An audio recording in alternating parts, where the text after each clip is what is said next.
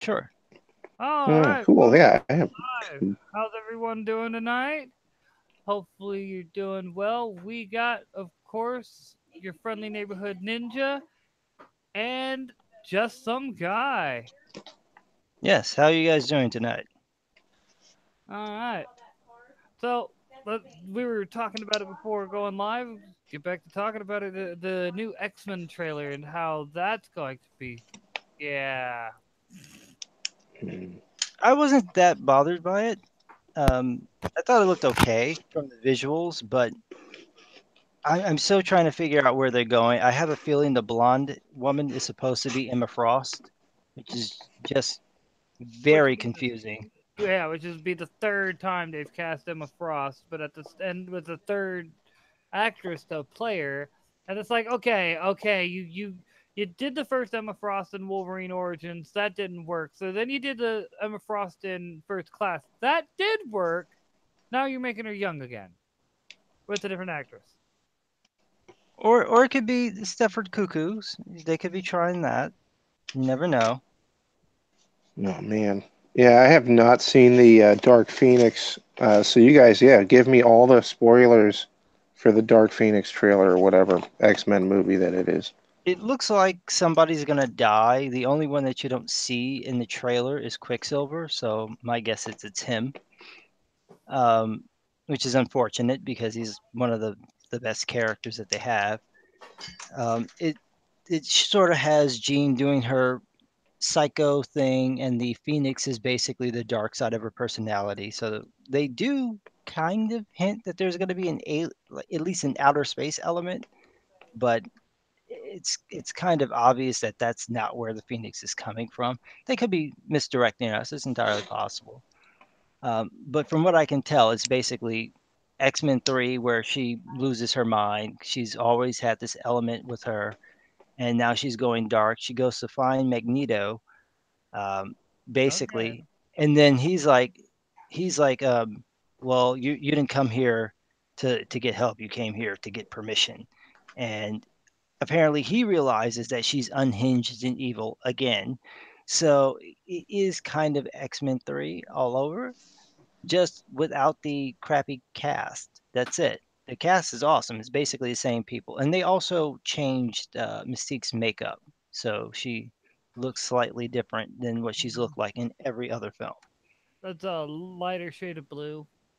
Yeah, so I don't know if that's just a thing with what's her face, Jennifer Lawrence, where she didn't want to wear that particular makeup anymore. I mean, they put her in a bodysuit, so she's not even doing what Rebecca Romaine was doing. She's actually in a bodysuit, and they just CGI out the zipper. Well, I don't know. I have no problem with her wearing a costume. Like, I will admit the whole like fully naked Rebecca Romaine thing was always kind of for me. Yeah, Rebecca Romaine may be hot, but at the same time, that's not that's not Mystique. yeah, That's Mystique. Like, all we're missing, like, they could put her in the white, like, pretty much dress with the skull at the base of her hairline, her widow's peak, the skull's on the belt, and everyone would be like, that's Mistake. At long last, we finally got a mistake. and I know I saw Gail Simone complaining about the costume design on Twitter. She wasn't happy with the X-Men costume design. I kind of wanted to tweet at her, but I didn't want any cat lady problems since I'm already reading Chelsea Kane's book, so it's like it's enough cat ladies for the moment. But I just wanted to say to her, Gail, sweetie, that's basically just a blue and gold version of the suits that they were wearing when Morrison was writing the book. So, I mean, the X is a little bit higher on the chest, but it's basically the same design. Oh, yeah. Uh, you know, this is Gail Simone, though, we're talking about. She lost the plot long ago, all right? She had it. I didn't know she had it. You, I gotta give it to you. I gotta give it to you there. That's no lie. That is no lie. Uh, Gorgonite Emissary says the cast isn't crappy. Still has Jennifer Lawrence in it. Fuck! God damn it, Gorgonite. That's just well played. She has her moments of being, functional. She has been phoning it in the X-Men movies. I mean, that last one, she just clearly didn't care. Last one was Apocalypse, right? Yeah. Uh, Yeah, well, yeah. I'm really far behind on my movies. I have yet to see that either. I'm actually kind of a fan of Apocalypse to an extent. I think they could have done a lot better, but at least they tried to like they heard everyone's bitch about him looking like Ivan Ooze and then went back and fixed it. Like Yeah. I at least thank them for that. I was fine with it up until the point that they got to Magneto. And I'm like, no, you're not gonna kill his family. Come on. Again, Right. It's like you already got the Holocaust thing. That worked. That scene where well, McAvoy and Fassbender are going over him using his powers, and they finally get him to use his powers, and you see this, memory that he has of his, I guess it was his aunt or his mother with some birthday cake. Like that scene, that's all you need. You don't need to give him any more reason to be a villain. He has every reason in the world because he's a Holocaust survivor to not like people. There's nothing else you have to do. And I don't believe that he would just go and try to have a normal life, let alone that no one would be able to well, tell who he was. His face was all over the freaking papers. that I agree with. That I agree with.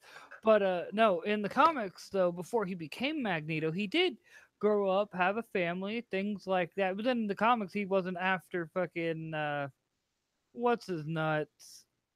I can't believe I can't. I'm disappointed. I forgot the dude's name. Xavier? Shaw. Shaw. Oh, Sebastian Shaw, yeah. Thank you. Uh, in the comics, he was just it was just a Nazi. In the movies, they had Shaw be a big part of his childhood, teaching him how to use his powers, things like that. And then in the comics, though, he got married, had a family, things like that, and then that family was lost too. So I mean, come on, where do you? He was never you never see him with a wife, but yet for the longest time, Wanda Maximoff and Quicksilver were his kids. Yeah, they retconned that because Fox wouldn't give up the rights. So now Yeah, that Fox they own Fox, are they gonna change it back?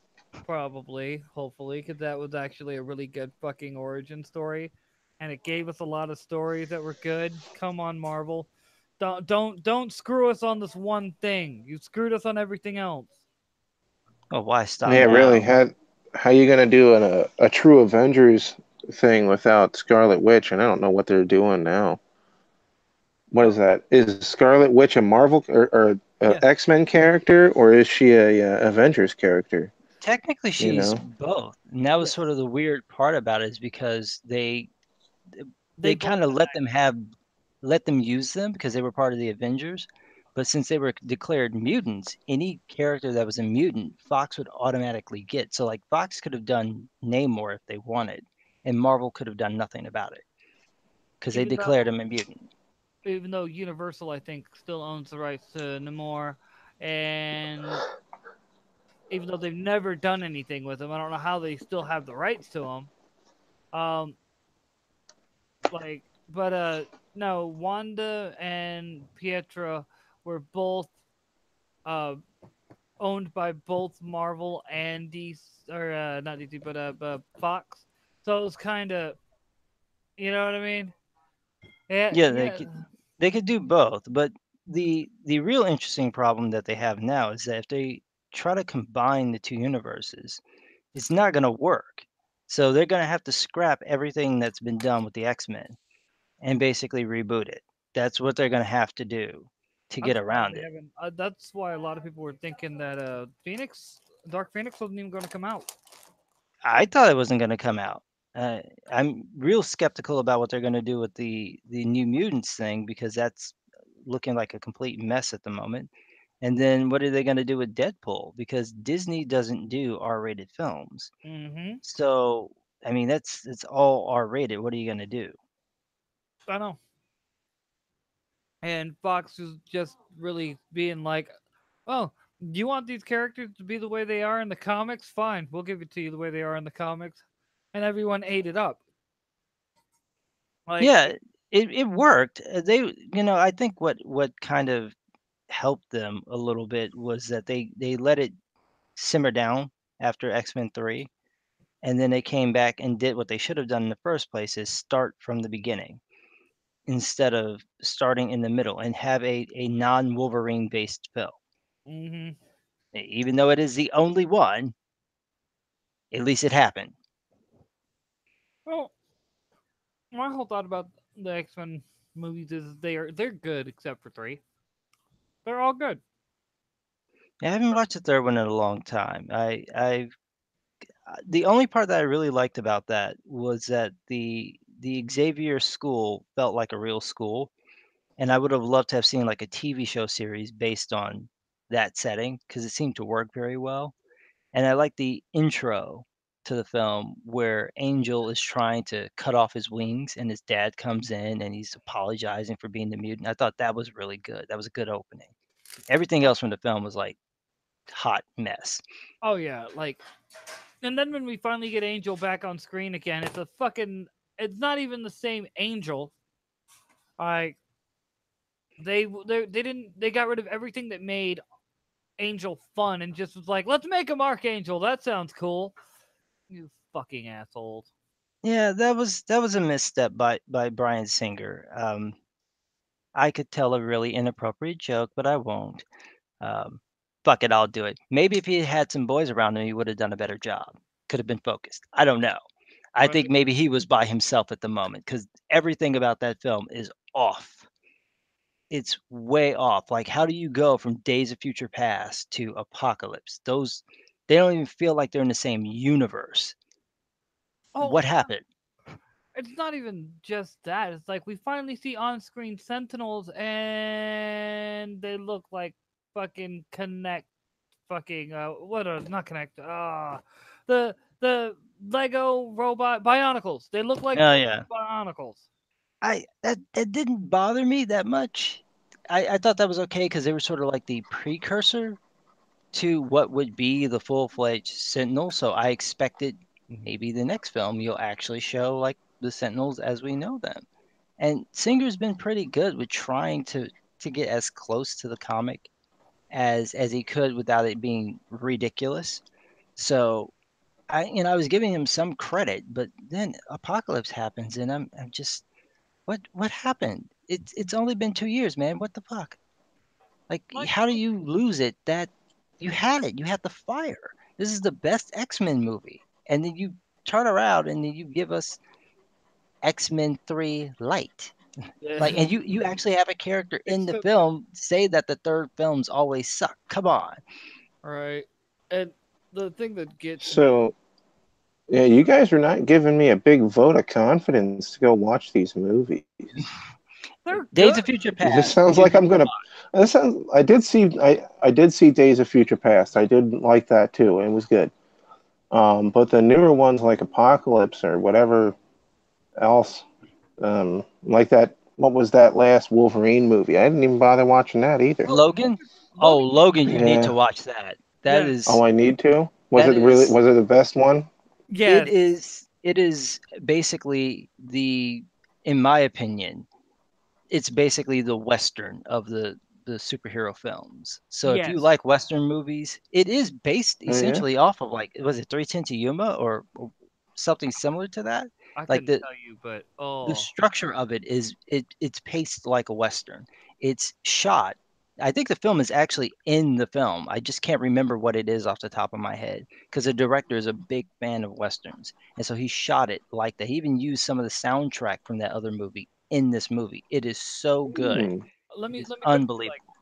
let me put you like this. Okay, you have X Men Origins Wolverine, that hot mess that was just they took like they fucked up Deadpool. All right, I think that should be enough said about that movie. Like with everything that was wrong about that movie, fucking up Deadpool was the shittiest thing they did. Then Yeah, that was baffling to me as to like. And then they'll come out with another Deadpool movie. oh yeah, but the point I was about to make is and then you have the second one, the Wolverine, where they just butchered the his original miniseries run that he had in the comics. Like they're like with taking stuff from other storylines like to throw it in there, but like the anime did a better job adapting the Wolverine's initial run in the comics, his initial short story. But the movie, The Wolverine, oh my god, it was horrible. I've watched it Horrible. one time. I didn't hate it. I thought it was okay. It's certainly better than Origins. Yeah, I can't argue that. Um, I thought it was okay. I was fine until he got to the whole bone claws thing, and then I was like, okay, all right, I'm done. Um, it got ridiculous. But when you get to Logan, I mean, Logan, first of all, it's rated R, so you finally get to see Wolverine kill people and there's blood. And they knew that that's what the audience wants to see. So the opening scene is Wolverine murdering a bunch of banditos who are trying to steal his limo. And because he's old, the claws don't come out like all by themselves anymore. So he essentially has to like stab something and then pull them out manually like that. So while he's going around slashing the crap out of them, he's basically using them to help extend his claws so he could like viciously murder them. It is Yes, awesome. I really Absolutely like. awesome. You see him take a Huh. shotgun blast, and he's like, "Oh, listen here," and he's getting back up. And you see these guys just kind of be like, "What the fuck?" So that's it. It's a great opening, and then you find out that basically there are no more mutants being born. They're not entirely sure what's going on, and it appears that Xavier may have had something to do with the death of the X-Men. And something with his mind and some incident that happened at the X Mansion, and it's never very spelled out, which I like. So it's always this kind of did he, didn't he, what may have happened. You get hints of it in the film because they harken back to that thing that he was able to do in X Men 2, where he stops everyone's minds and makes them stand still. But this is happening by itself because he's essentially suffering from like Alzheimer's. So when this happens, it's not just that he's stopping them, but like he's virtually killing them with his mind, kind of like what was being done to him in X-Men 2, where he was being used to kill all the mutants.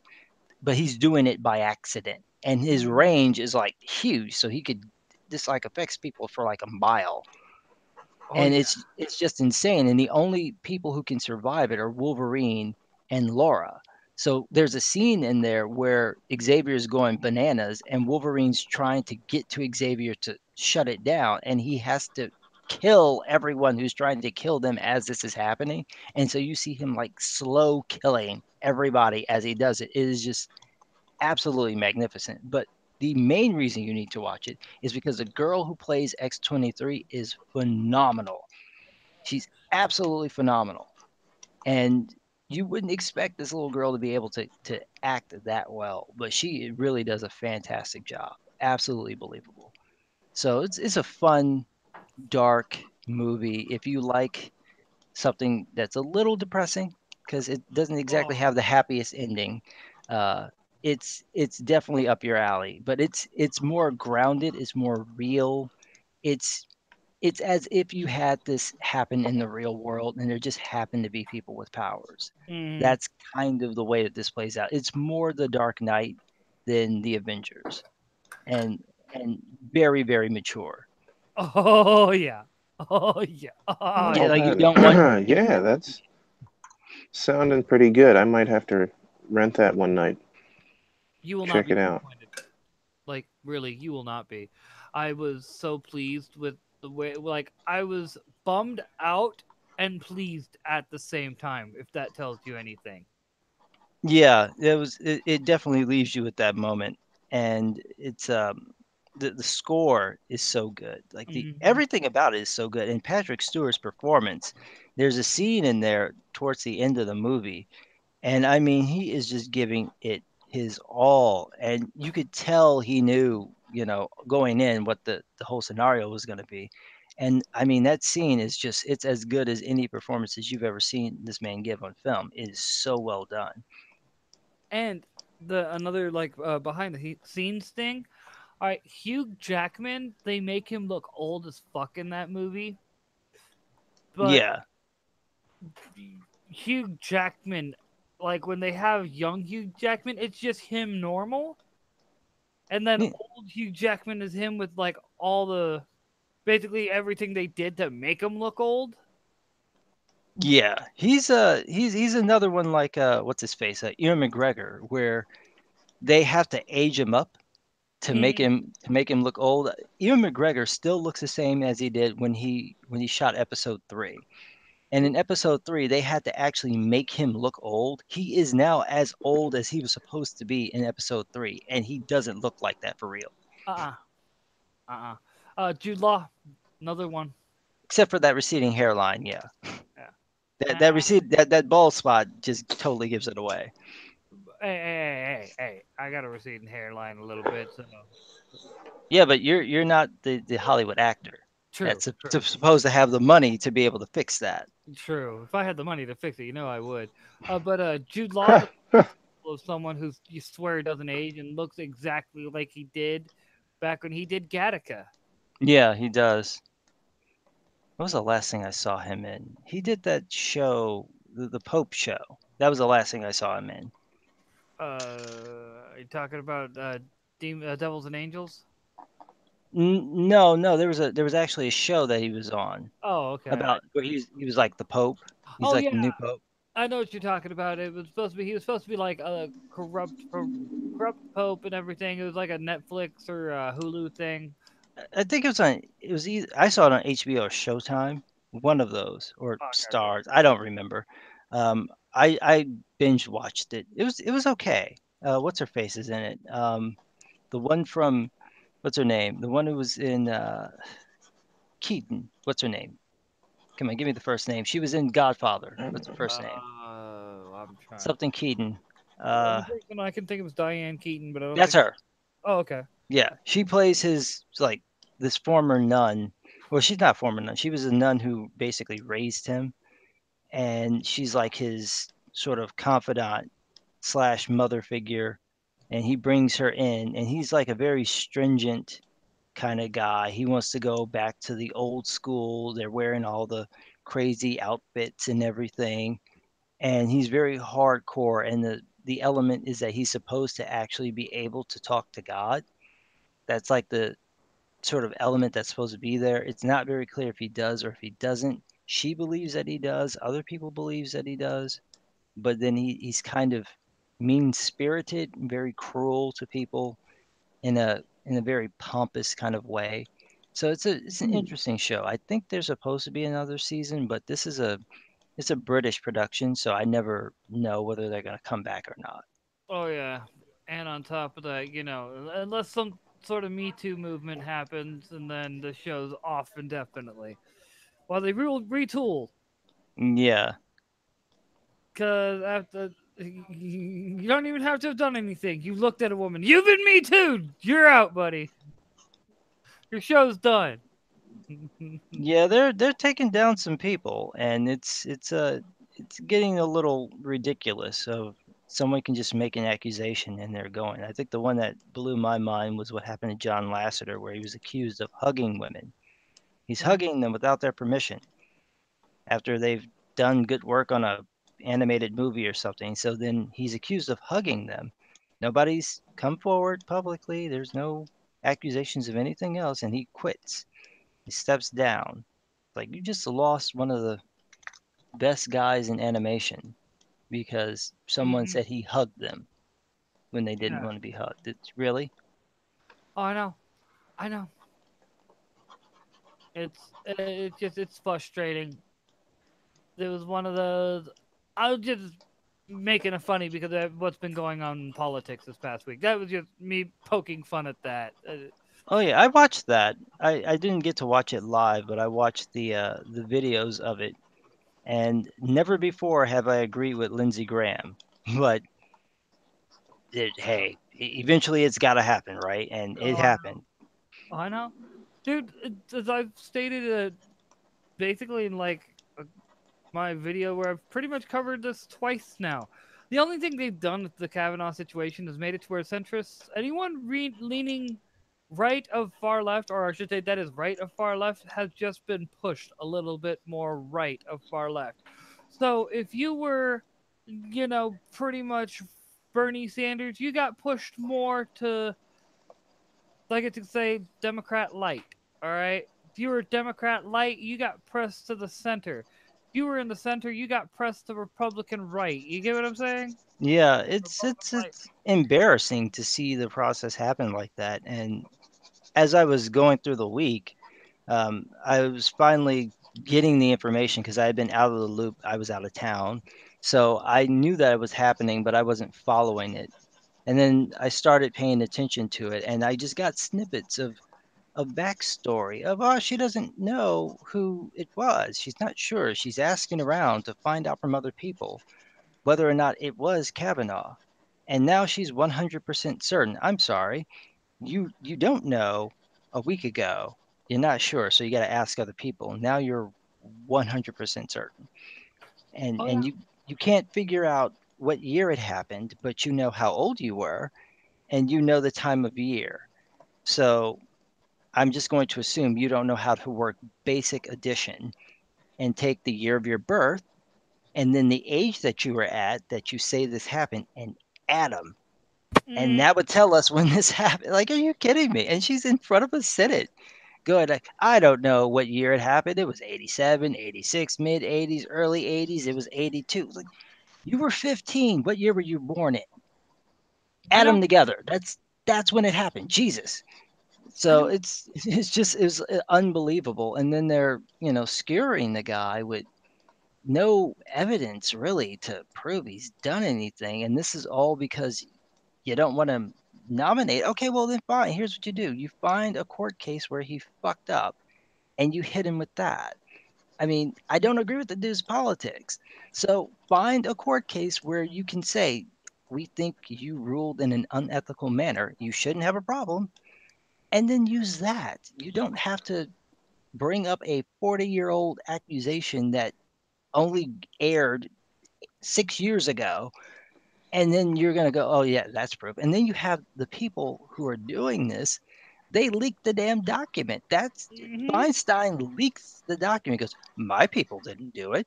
Oh, They're like, well, you had it, she had it, and her lawyer had it. Now, there's no reason for her to leak it because she wanted to remain anonymous. So there's that.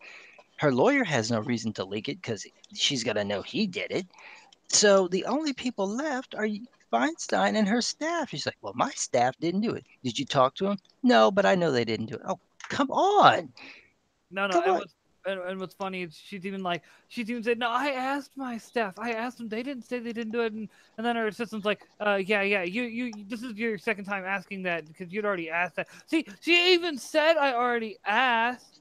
It's And like, I don't believe you. I'm sorry. I don't believe you. I think you're lying. You leaked the document. You sat on it for 2 months almost, and you wait till the confirmation hearing to leak it to try to screw him over. And you think no one's going to catch that you're doing this for political reasons? I don't care if it is true. It's obvious why you're doing this. If you had this 6 weeks ago, you should have released it then. You should have went on it then. Why are mhm. you waiting till this moment? He wouldn't even have been picked if this were the case. Oh Come yeah. on. Sup, Rebirth. Nice to see you join. Uh, oh no, yeah, no. I completely agree. Like even in chat, you have I pretty much Sketch said getting Kavanaugh is the worst. Gorgonite Emissary. Oh yeah, yeah, yes, it's the Kavanaugh witch burning. It's pretty much what it is. And then Kenneth, all these crazy high school allegations just part of any legitimate, just hurt any legitimate cases against him. And I, that's I mean, what are you gonna? You're gonna pull something? I mean, That's the year I was born. So there's a whole person. There's a whole lifetime that's happened between this incident. He's not the same person. So even if he did this, and he had been convicted and released, you would go, okay, well, that wouldn't prohibit him from being a Supreme Court justice. Like, it has nothing to do with that. Are you And kidding? and on top of that, if he was 17 at the time, that'd fall under minor laws, which means as long as it wasn't a classified a legit sex offense, where he's got to register and whatnot, it would be sealed on as a. It would have been sealed anyway, so it wouldn't have mattered at this point because no one would have known about it. Exactly. And not only that, but the statutes at the time wouldn't have been the same. So literally he wouldn't have been charged with what they're trying to accuse him of. It's like this is just it's so retarded. And then on top of it being retarded, he is like the greatest autist ever because he has calendars from like 40 years. Who has calendars from 40? He's Rain Man, keeping track of what he's been doing for the last 40 years. He brings in a calendar to a court case from 1982. I'm done. I'm Yeah. like, he has to be innocent because he's literally got the calendar from that time. Come on, who's He, tracking what they're doing? he's the type of guy that's like, I know better because I know at some point this shit's going to be used against me. Because you could tell he had his life planned out. He knew what he wanted to do, and he was actively pursuing, getting there.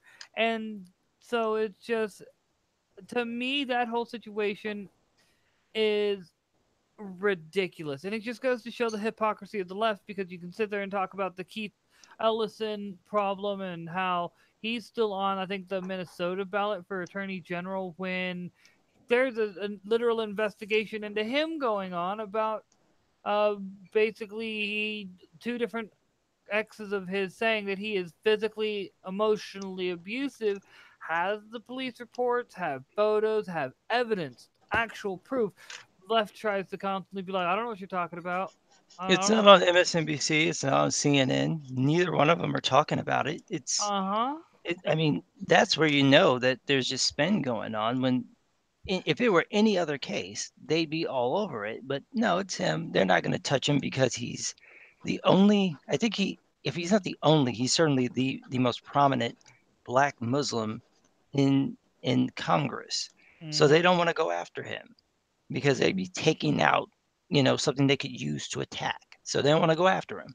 But it's clear that But he's got evidence against him. At that point, that should disqualify him. No one's even talking about it. mm-hmm. But the right keeps bringing it up, which I say they need to keep bringing it up, keep bringing it up. Like this whole Kavanaugh process, I would have pointed out you are railing a man for on allegations that cannot be proven. But here's an individual on your side, on your team that can be proven, has evidence against them, and y'all are doing everything you can to make sure that, like Hillary, like everyone beforehand on your team, you've made sure that they didn't get caught when they were, you know what I mean? Well, they're hammering him for being angry, and they're trying to use that as proof of his guilt. He's angry. Oh, I'm sorry. You're accusing me of something I didn't do. I say Uh-huh. I'm innocent, and how dare to raise my voice at this old heifer accusing me of being a gang rapist. I never. I should just sit here and just let her accuse me and be like, ma'am, I didn't do it. No, you're lucky he didn't like fillet her. He But should have like, roasted her so bad that all you have to do is go up there and just blow the ashes away. This is ridiculous. You're straight up, mad at Method Man and Redman popping out, being all like, "Get him!" seriously. And I do. he's defending himself against an accusation that is one of the worst things you could be accused of. If he is saying he's innocent, it is reasonable to assume he'd be pissed that you're saying to his face that he's a gang rapist. Oh, not even that. It's the fact that it went from since they used the others. It's like and I even said this in my video the other day about it. I was like, they're trying to use the second, third, fourth, and fifth. Mind you, the fifth one, which was recanted within an hour. The fourth one, which was people were just like, whatever. We so don't believe you. You're just piling on the bandwagon. Like all of them were done in the hopes of getting the first one to stick. Yeah, and that's another element of it is that if he is guilty of anything, you're ruining the credibility of anybody who comes forward because each time you have this happen, it sounds less and less believable. Well, especially being the fact that they kept on having it was escalation. Think about it. The first one they were looking at, okay, no one believes the first one. So we got to up the ante. So they went to the second one. Oh, well, he exposed himself. Okay. That didn't work.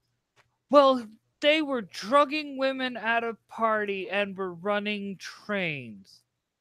Yeah. Okay. Okay, you really I don't even I didn't personally bother to even check out the fourth one because I heard about the fourth allegation at the same time as the fifth and that the fifth had already been refuted. So it's like if you know Yeah, if it's unrealistic that all this stuff has happened and it's taken 40 years. Because the Bill Cosby thing, that had been floating around for years. I'd actually heard that years ago. And I just went, okay, well, maybe he did, maybe he didn't. I don't know. But there had been nobody to like publicly accuse him. But you should be finding these allegations against this guy somewhere. Someone's got to have made them against him if there's any element of truth, because it's unreal that mm, anyone would hold on to this for 40 years when they have no particular reason to cover for him. It's like and none. and you're also failing them to touch on the fact that he'd been in the limelight since the Bush administration, since he became a federal judge for them. And so why wait until he's going up? You already saw him on TV. If he was such a problem, you know what I mean? You would have been like, well, I know he's a federal judge now. Let me make this accusation 6, 7 years ago when it supposedly happened. Yeah, and it just seems very questionable the way that this whole thing has gone down. It appears to be an obvious hit job. And if it is true, they've ruined the credibility of anyone who comes forward. I mean, God forbid that they have anything that's actually happened within a statute of limitations, because that person could easily be shredded if that their accusation is not like perfect. Mm-hmm. But what happened with Ford? I mean, it's well outside the statute of limitations. So I mean, all you're doing is just smearing him at this point. It's And just a blatant accusation that cannot be prosecuted. Kenneth Brown says, "I blame Law and Order SVU for all this." Oh, Yeah, no, this is Oprah's fault. It all goes back to Oprah and turning it into I don't. sort I of don't. the idea of turning victimization into a kind of celebrity. And I don't think that that's necessarily what I Ford was trying to do, but it's turned it into that, where you have people who come forward, they get their sort of 15 minutes of fame, they get to sort of cry and get the attention, and the effect of what happens is, okay, you've got this notoriety, and now what? And for some people who are legitimate victims, it could be cathartic to have folks actually believe you and have not just a person, but millions of people believe you. But if you have someone who's not telling the truth, or someone like Ford, who I think is just probably mistaken in what happened, and her memory may be flawed because she was intoxicated at the time. And so what she may be remembering may not necessarily be what actually happened.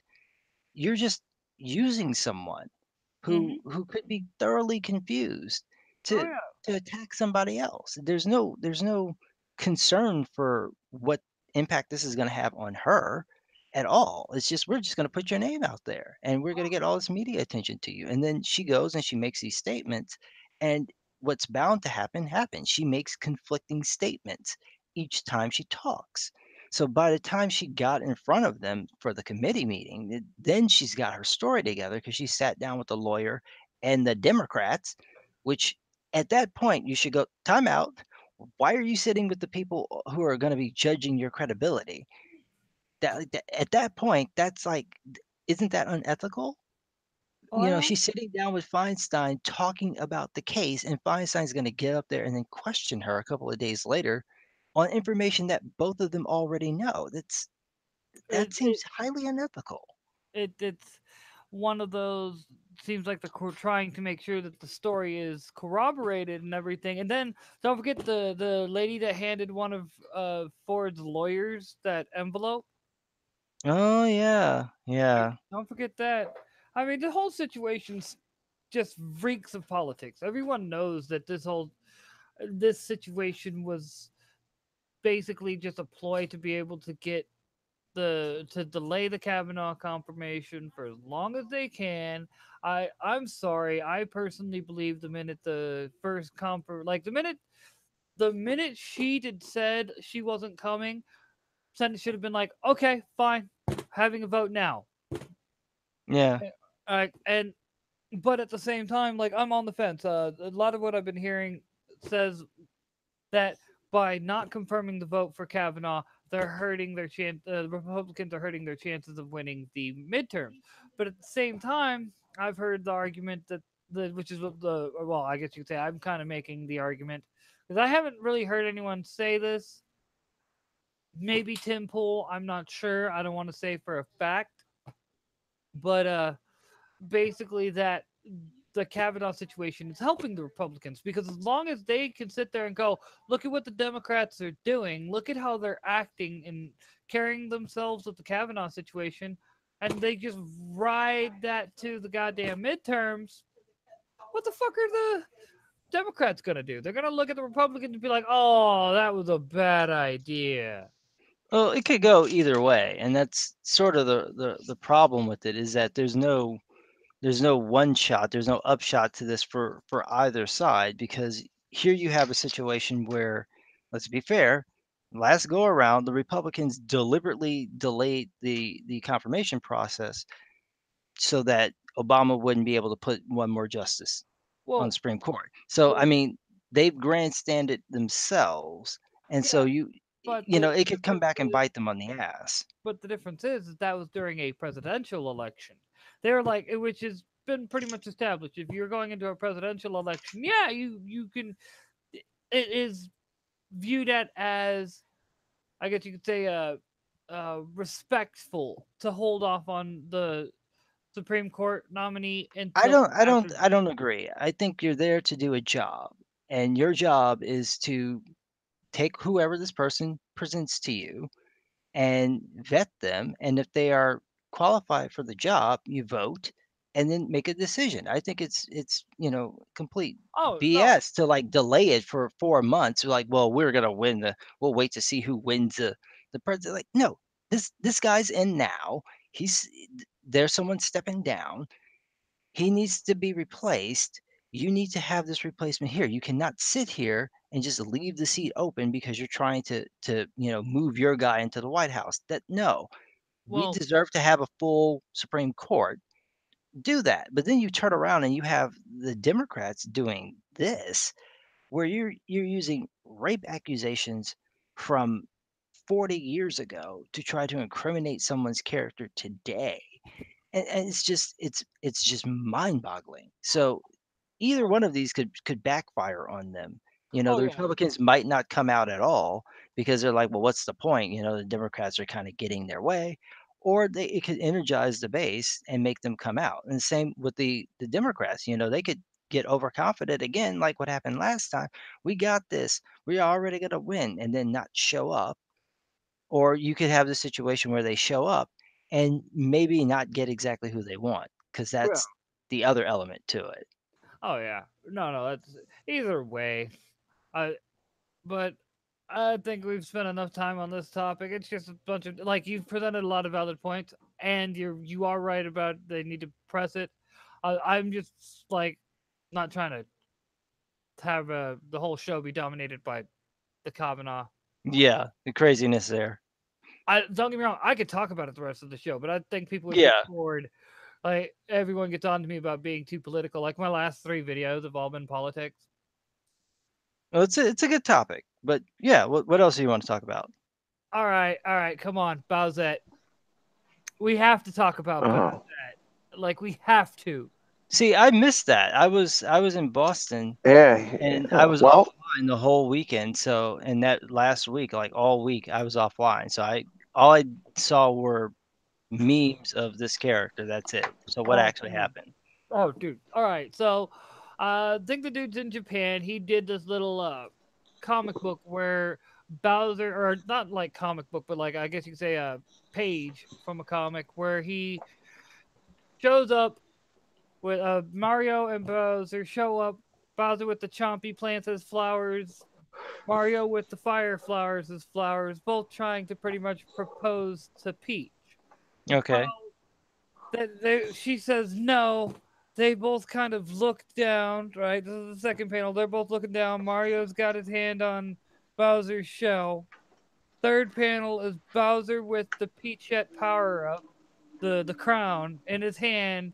And then the fourth panel is Mario and Bowser walking by Peach and Luigi playing tennis laughing. Hmm. And that blew up into Bowsette.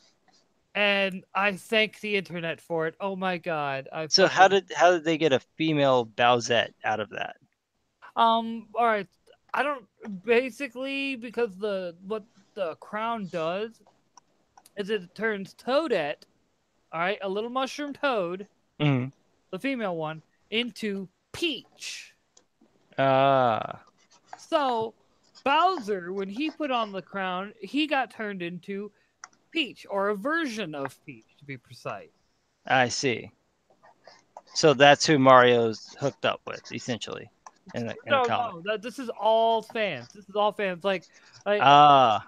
yeah, Okay. and That's the new fan lore. oh god, and like, all right, so from the comments, basically sketch therapy bows that game in 5, 4, 3, 2, ... What about the Edwin version, Boyzette? Yes, that's hilarious. And Nice. Organite Emissary, you mean the greatest can of worms ever opened by any game company? Yes. Yes. Oh god. And like we all knew it was going to happen. We all knew the other characters that are now having the crown put on them. Everything from like the chomper things on a chain. I saw a video that was one of them with the crown on. I was like, why is no one saving me? Her legs are open, and then you see the barf, barf happen from her vag, and she like closes her legs with her hand in, and she's like, oh yeah, never mind. So I'm guessing this actually did break the internet, whereas as what's her face, the forgettable one. It's gonna Captain come to me. Yes, yes. The not actual Captain Marvel couldn't do it. Carl Manvers had a sex change. The live action movie. The whole weekend I was thinking of that stupid trailer, and I just kept thinking from the scene from Black Dynamite where they're like smile, and he's like, I am smiling. It, like that's what she looks like. It's like she never cracks her expression never changes in that entire trailer. A single statue has more expressions than she does. I'm just saying. Yeah. Meanwhile, the Wonder Woman trailer, you got everything that you possibly wanted, and it's like I've never been less excited for a Marvel film. I don't go to see the movies. I've only seen Iron Man, the first one. That's it. But there's nothing about this trailer that pulls you in at all. There's no charisma to it. It's just like, oh, she's there, and she just changes her suit at some point, and she's depressed because what? She was kidnapped as a kid and turned into a Kree soldier, and now she comes back and she doesn't remember who she is. Is this the plot? Is this it? Because come on, you got to do better than that. I mean, There, Wonder Woman was basically Man of Steel with a woman in it, and it's not the greatest film ever, but come on, it's got better plot than that. oh yeah. No. Let's be honest. The main hook of this movie is hey, it took place in the 90s. You get to see how Nick Fury became the growly Nick Fury. We're trying to use whammons. Like that's literally the extent of the movie. We got whammons. Yeah, Wonder Nostalgia. Woman did it better. Yeah. They had my girl in it. They had the Princess Bride in it. So come on. Right. And Gorgonite Emissary says still waiting for Marioette and Luigi art. Oh, it exists. It exists. You don't. And I'm surprised you haven't seen it because it came across my timeline. I think I even shared it. come on. Yeah, I was so out of place with that. All I saw was the artwork, and I'm like, "Oh, okay, they did a sex swap with them? Okay." Dude, all I gotta say is it's just funny as shit to me. It really is. It's like whatever. I'm just I'm waiting for SJWs to ruin the joke and be like, this is some sort of appropriation. It's making fun of trans people. It's sexist. It's racist. Like, no. They already tried with the racist part. They did try with the racist part. The chibi version of Bowsette was like someone tried to say that that was going to be the profile pic for every white nationalist for like the next month, and it's like, this is the reason why me calling out Tariq Nasheed's bullshit in a video had made someone basically say that I'm a white supremacist. Yeah, they Whatever. just like to throw those words around, but didn't this happen with She-Ra, right? Like, people did all Hmm. those dude drawings of him. I did one, Ethan Van Oh Sciver God, did one, Zebra. everybody. Yeah, and what happened? Nothing. It was like they couldn't do anything about it. Because they realized we were all being trolls at that point. You don't feed the trolls. You don't try to put out the fire with trolls. You don't try to like get get us to stop. You just let us do our thing, and eventually we get bored and move on to the next joke. Yeah, but it was very enjoyable. I just loved that because there was nothing they could do about it. As much as the fan art that they were putting out, there was just as much, bro art of of this, Mhm. well, already masculine And She-Ra. and the sad thing is though, we dwarfed the fan art of the new She-Ra. Oh yeah, Dwarfed. And Gorgonite says when Bowser having a sex change is more interesting than the upcoming Marvel movie. yeah. Yeah. I would have Nice. thought that would have Yeah. happened. Yeah. That's I can feel the sizzle over here. It- right? It's like fuck, dude. Well, I mean, come on. It's like what part did like have they not learned yet? Their comics going, woke has left Marvel going broke. Like, and for the like second year in a row, I got an idea. Let's make our movies go woke, so we can get people to come see our woke movies, which will end up causing us to go broke because no one's going to come see our woke movies. Well, I mean, I thought that was going to happen to Black Panther, but it didn't, and I realized what it was that the Marvel movie method is pretty solid. So as long as you make it silly humor, nice one-liners, lots of CGI action towards the end, people are gonna go and see it. It's a good popcorn movie, so they'll go and they'll spend their money. So as long as you don't mess with that formula, it'll do well. If you mess with the formula, yeah, you're probably gonna break it. So that's the thing. So if Captain Marvel doesn't bring the funny, that movie has a very real potential of underperforming compared to the usual Marvel take, Oh, right? I It know. it may not hit 1,000,000,000 well, I mean, they've actually all sort of been going down lately. They haven't all quite hit 1,000,000,000, but this is a very real situation where if they don't do the job right and Mm-hmm. make sure that they maintain that funny element, which is what's bringing people in, it could backfire. Because I mean, this movie is looking like a DC film, and it's like you might want to brighten it up. I mean, even in the DC movies, they smile. Jesus. Mm-hmm. Well, like my whole point with the whole like everything going on with the Marvel movies is like, all right, like I've said, I think my biggest problem with Black Panther is I want to like the movie. I really do. And while they toned down a lot of the identitarianism in the movie, they still have like snippets in there, and it's like, I'm really trying to get to that point where if you do anything identitarian, I don't support you. You know what I mean? Yeah, no, I've hit that point as well. The sort of the element that I'm thinking about is that they've got the formula down to such a point that people are going to go and see the movie because they expect it to connect to the other films. Mm-hmm. So people are expecting a similar tone, and that's where I think this trailer, it doesn't give off that tone of the other Marvel films. Like Doctor Strange's trailer was very serious. There wasn't a lot of funny in that either. But the film itself, from what I've heard, has a good mix of the two. It does. But you could catch it in Benedict Cumberbatch's acting in the trailer, that he's got a little sarcasm to him. That's completely absent in the Captain Marvel trailer. Like, she's got nothing. Is Mm, just bland as a board. It's like someone went and got Mannequin and just went, yeah, we're just gonna, use the Mannequin for Mannequin. We're not gonna go and get Kim Cattrall. No, we're not gonna do that. We just get the Mannequin and then put it in the film. God damn it. The mannequin did have more expression than she did. I mean, it's just unreal. And who cut together this trailer and went, yeah, that works. Like, did you not see the Wonder Woman trailer? She broke a freaking shotgun on like her back.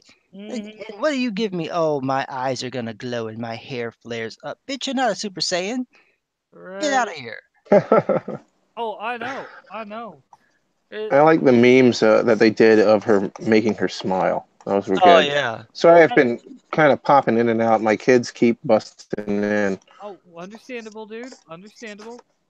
No, actually, that and the whole the pseudo, I guess you could say, controversy over her punching an old lady, and it's like Oh yeah, everyone that who's was read funny. a comic book knows she's punching a scroll. Like, Yeah. But it was just funny though. Like that was not what you put in the thing for context. Just random old lady punching. It was bad marketing. like, Well, but you would think though, Marvel fans, the people who are going to see the movie, they should at the very least have an idea that this is probably an alien. So, I mean, if you know anything about these types of movies, comic books, science fiction, you have to know that's not a person.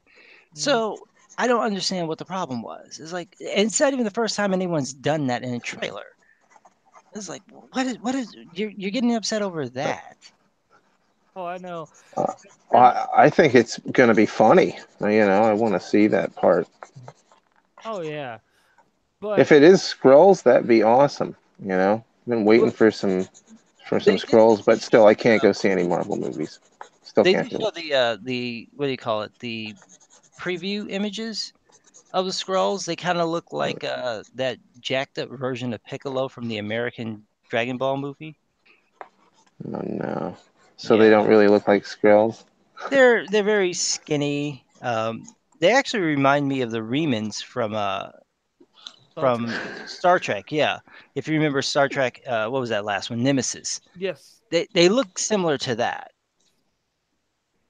Mm. but at least the way that they look in the movie, whereas in the comics, they're picture picture green elves with, like, I guess you could say, I know what scroll look like in the comics. Yeah, the film version, that's what I'm I guess talking the actors are just skinny and they just look really thin. Yeah, but I'm talking about the elves from Dark World, Thor Dark World or whatever. Like those elves, except green. Like they're trying, and like if they basically take them with like the skinniness and everything, make them green and give them the Piccolo makeup from fucking the DBZ live action movie. That's pretty much it. With like the chin. Yes, I know, I know, I know. That's just I it, didn't do it. That's all I can say is I didn't do it. That wouldn't have been my design decision, but no one hires me to do this, so I know. Dude, you'd think they would learn by now that if they need to have like a fan on set at every point throughout, like a super fan, like a dude that is the most anal above anal about continuity within a comic and can tell you exactly everything wrong with a book. Like, well, in issues like 3, they established this as continuity, and then they decided to soft retcon it in issue 30 because you know what I mean. You might not want that because DC tried that, and then you got whatever the fuck Zack Snyder was doing. So you might True. not want what you're asking for because it doesn't end very well. Hey, at least Scott Schneider was a fan, or Zack Schneider was a fan. At least he was a legit fan. But he Compared, couldn't tone it down. That was a problem. yes, Couldn't tone it down. he went too much fan, not enough. Like, wait, I'm still trying to do a movie here. Hold on. Let me tone this back a bit. Oh God. Oh, Are you excited at all about the actual Captain Marvel movie? about Shazam. Yeah, that's the only Captain Marvel that matters. That one actually looks better. Yeah. Isn't there just like in the trailer, the kid and the Zachary Levi or whatever his name is, Yeah, like they got together and had a conversation about how to actually portray the character, and that's why when the kid's betraying him, and then when he's in Shazam form and the Levi dude's betraying him, they feel like the same goddamn person. yeah. Like It's interesting that they went with that choice rather than the sort of the original version, which is where Captain Marvel's a completely separate entity. I like it. That's the version I've always read, so it doesn't bother me. Like I have because yeah, I even have some from the little mini books. Yeah, I have some of those from back in like the 70s, 60s, and 70s, and that's the way he was portrayed. Is that Billy Batson was always in control. yeah. That's once DC got control over it. They Uh, kind of made that shift. 'Cause mm-hmm. the original version, he was a separate guy, and basically Billy just summoned him. Yeah, I liked that version. It made the character interesting, and Yeah, like the part where he's all like, "Dude, does it whoa whoa," and he's like gets shot, and he's like the bullets bounce off him. I have bullet immunity. yeah. Yeah, you're dead. Like oh. And I'm wondering why can't they get this comic to work? Because that's one that they just have not been able to get off the ground and make work well at all. I think because as bad as it sounds, we're talking about DC's been infiltrated as well by the same ideologues that infiltrated Marvel. I mean, come on, they gave that goddamn ridiculous nine fucking spy Brian Michael Bendis a goddamn book over at DC, the Superman book, which he then infused with soy. Wait, you haven't heard of Bob Jones yet, have you? Bob Jones, I'm familiar with Bob Jones. All right, I'm actually I'm surprised and honored. Like, but yes, no. It's to me that was the minute they hired on Bendis, it was pretty much the sign. We don't want money. We want social justice. We want online Yes. chats. Oh, it's bad. Yeah. If you missed out on any of the Superman stuff from DC, you're fine. I read the one book that somebody on Patreon gave me money to buy. I'd already bought it, and then I read it. And I'm like, I'm not gonna review this. I hate this book. And then they gave me money. They're like, I'd like you to review it, so I don't have to read it. I'm like, well, I already bought it, so at least I got my money back. So I reviewed it, and then that was enough. I just did the one book. I didn't need to do the others because I already know what Bendis is writing like right now, and I just don't. I can't. Well, like at home, um, I changed up my view. I guess you say recording area to where now I have comics on the wall. And I have my Halo comic, which I'm part of me. It's Halo #1 is the first, not the graphic novel they did, but the first standalone Halo floppy comic. You know what I mean? Right, Guess who the writer is on it? Bendis. Yep. I was like, I could electrical tape over the name on the plastic cover. I'm like, no, fuck that. I'm not giving Bendis any credit. He used to be really good, and I think that his time at Marvel, he kind of got into a position of power where he just could do whatever he wanted. And once you kind of get used to phoning it in a couple of times, it's a little comfortable, and you just sort of, everybody's like everything you do is golden, and you kind of start to believe what you're saying. And when you're used to getting your way, you just expect to get your way. So you go to DC and you take a character that Peter Tomasi has been working on for a couple of years, and he's got Lois and Clark and John just well oiled. It's an obvious family unit. They vibe very well. John loves his dad. He looks up to his dad because it's Superman, and who wouldn't want their dad to be Superman? And then Bendis comes in and turns John into like this snot-nosed brat that is like, whatever, whatever, I do what I want. And it's just that's not who he is Mm-mm. at all. And then they ended the Super Sons book, and then they restarted it with this sort of mini series that's the Adventures of Super Son. And so you read that, and it's like this is not the same kid. You have two books now where he's in there, and he's not the same character. Like, did you not tell Bendis, dude, don't scrub what Peter Tomasi's doing? Because It, it works. yeah, well, that's the thing. Yeah, It's gotten to the point where DC, I swear, hates money, which is why I'm going to be doing this just for the lulz for everyone. I'm going straight Bob Jones again, and I'm using the art from Ninja, that the fan art that Ninja did for me. Like, look at that. That's right, America. That's right, Bob Jones here. So remember this: if you're in the mood for some good soy-free comics, don't be going to DC. Don't be going to Marvel. Go to Indiegogo and get you some good comics where the writers and artists respect you. They don't have no soy passing through their lips like you don't have no soy passing through yours. And so America, are the ones you should help and support. Thank you, America. God bless. I regret to inform you if you've eaten at McDonald's or Burger King or Wendy's, you've ingested a large quantity of soy. In all likelihood, what you've had is mostly soy. Oh, I know, uh, I know. No, even the creamer I use in my coffee, I was like, I checked, I was like, I immediately started laughing because it's got soy in it, and I'm just like, that's fucking hilarious. There's no way to get away from it in today's society, but it's still fucking hilarious to joke about. Yeah, I was trying to just eat clean, just, single ingredient food, but it's hard to do because it's very expensive. And it's oh not, yeah. yeah, it's not easy to find places that are like, single ingredient. So when it comes to meat products, it's like if I eat a burger or something like that, and I buy it from Whole Foods or some of the local store chains here like Mariano's, I kind of know that there's no soy in it. But if you buy anything that's been processed, chances are they put a little bit of soy in it. They're like, what are you putting soy in it for?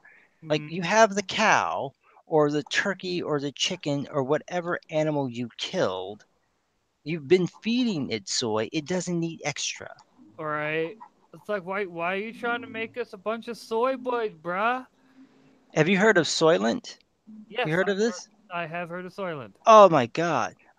Someone was telling me about this like last year, and I didn't believe them. And they were describing this stuff that was supposedly only on the West Coast. Well, I haven't seen it here in Chicago, but I did see it in Boston. They were selling it at a CVS. And I'm looking at What? this stuff. Yeah, it's selling it at CVS. It's like a 20-ounce bottle of, flavored soy juice. And it's just like, okay, well, okay, Yeah. it's just so I had to check it out like online. I wanted to find out what it was about. People were saying that the ones that were based on like fruit tasted okay, but the one that was like chocolate or coffee was just disgusting, which I would imagine.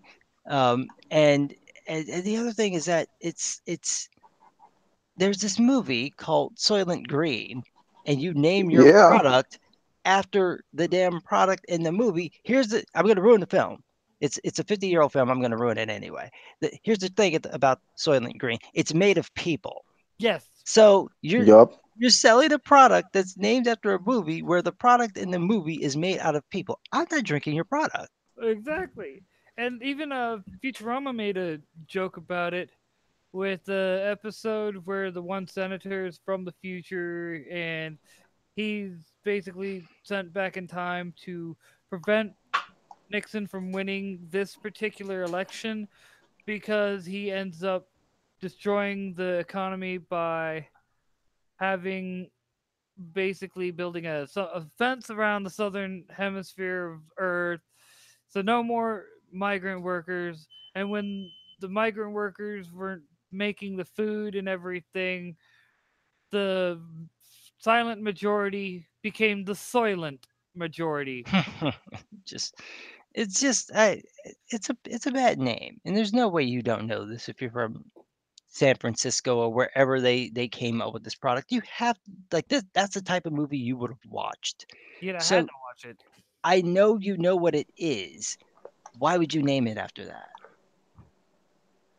Just terrible. So I just Yeah. walked past it. I didn't drink it. I wasn't tempted to Mm. drink it. And it was sitting, it wasn't even in the freezer or the cooler. It was just sitting out in the open. So it's Ew. like warm soy juice. Just ugh. Just ugh. Yeah, that makes it even more palatable. Nice warm soy juice. Ugh. Nah, it's all right. I could pass. No. My whole thing about that whole like just everything that's going on with the like the Soylent and everything. I'm like, okay, yeah, I understand it's a great way to lose weight because that's like basically what it is.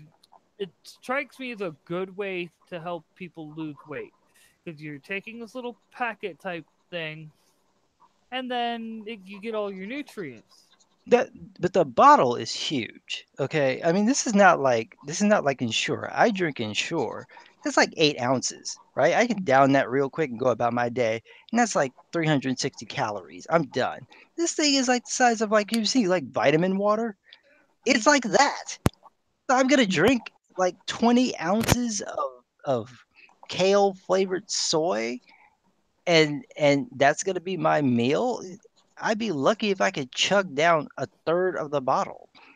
Before throwing up profusely because oh god, that tastes so I horrible. I can't imagine it tastes good. I just can't.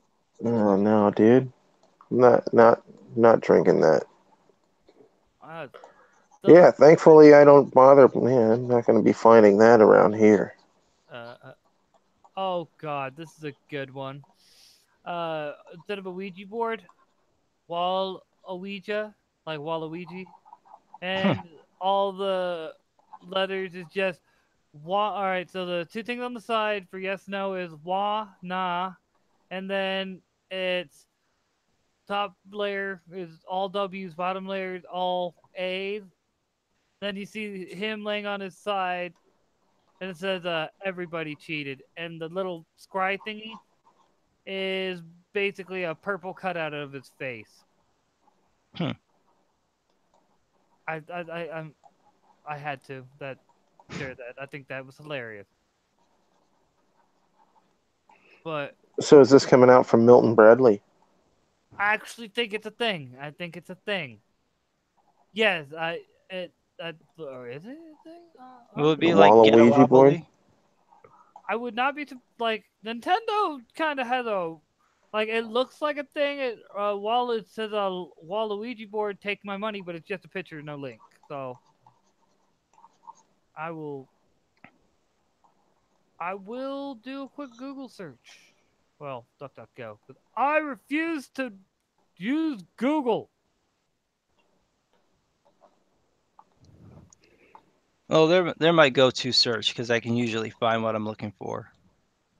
Well, DuckDuckGo or Google. Usually with Google, DuckDuckGo is hit or miss sometimes.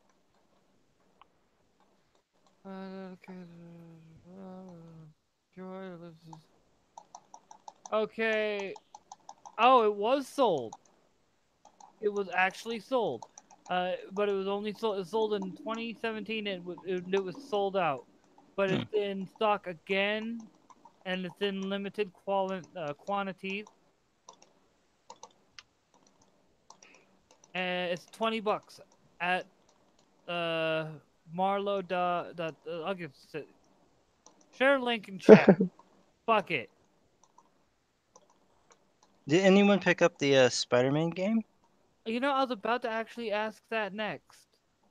Yeah, I So, haven't gotten it. I'm gonna wait until there's a price drop because they've got the the various DLC costumes. stuff coming out, and I have a problem with game companies putting games out incomplete and then making you pay for all the extra stuff that should have been in the game in the first place. Yeah, really. Yeah, Too I much waited for DLC. yeah, and there's like they announced the DLC right after the game came out. So there's three updates that they're gonna have, and that's supposed to be done by the end of the year. And if you buy them separately, they're $10 a piece. If you buy them together, it's with the season pass. So you pay, yeah, I guess it's like 20, 25, 20, yeah, about $25 for the season pass. But the game itself is already $60. So I'm Yeah. going to pay you $85 before taxes. And here in Illinois, the taxes are 11.25%. So Woo! yeah. So now I'm gonna turn around and pay you like $90 for this game, Yeah. $95 for a game, when all that should be something I could get through playing the game itself. I don't think so. So if you drop the price for, Black Friday to $20, then I'll buy it and then I'll go ahead and get the DLC. But I'm not gonna pay full price for it. Oh, I don't Just blame you, guy. I don't blame you at all. that's what I did with Shadow of War. I just waited until there was a price drop. And a couple of months ago, I just happened to walk into GameStop and they were hard selling, like, oh, we got a sale on. I'm like, yeah, I'm just walking in here to waste time. And they gave me a little newspaper, and I saw that Shadow of War was on sale for $20, like sold, because that's my price. I was waiting for the $20, and you got it. So I'm gonna buy that, and there we go. And I might get the season pass later on. I haven't even opened the game. I took it out the plastic, but I haven't played it. But I do that a lot. I sat on Nier Automata for a year, didn't play it, just had it sat there, and then a couple of months ago I played it, and it's one of the best games I've ever played. Well, for me, I'm just waiting until which it probably is going to end up at this point being like Destiny and never fucking come out on PC. But that's what I was waiting for. Like, I don't have the money to get a PS4 just for that goddamn game.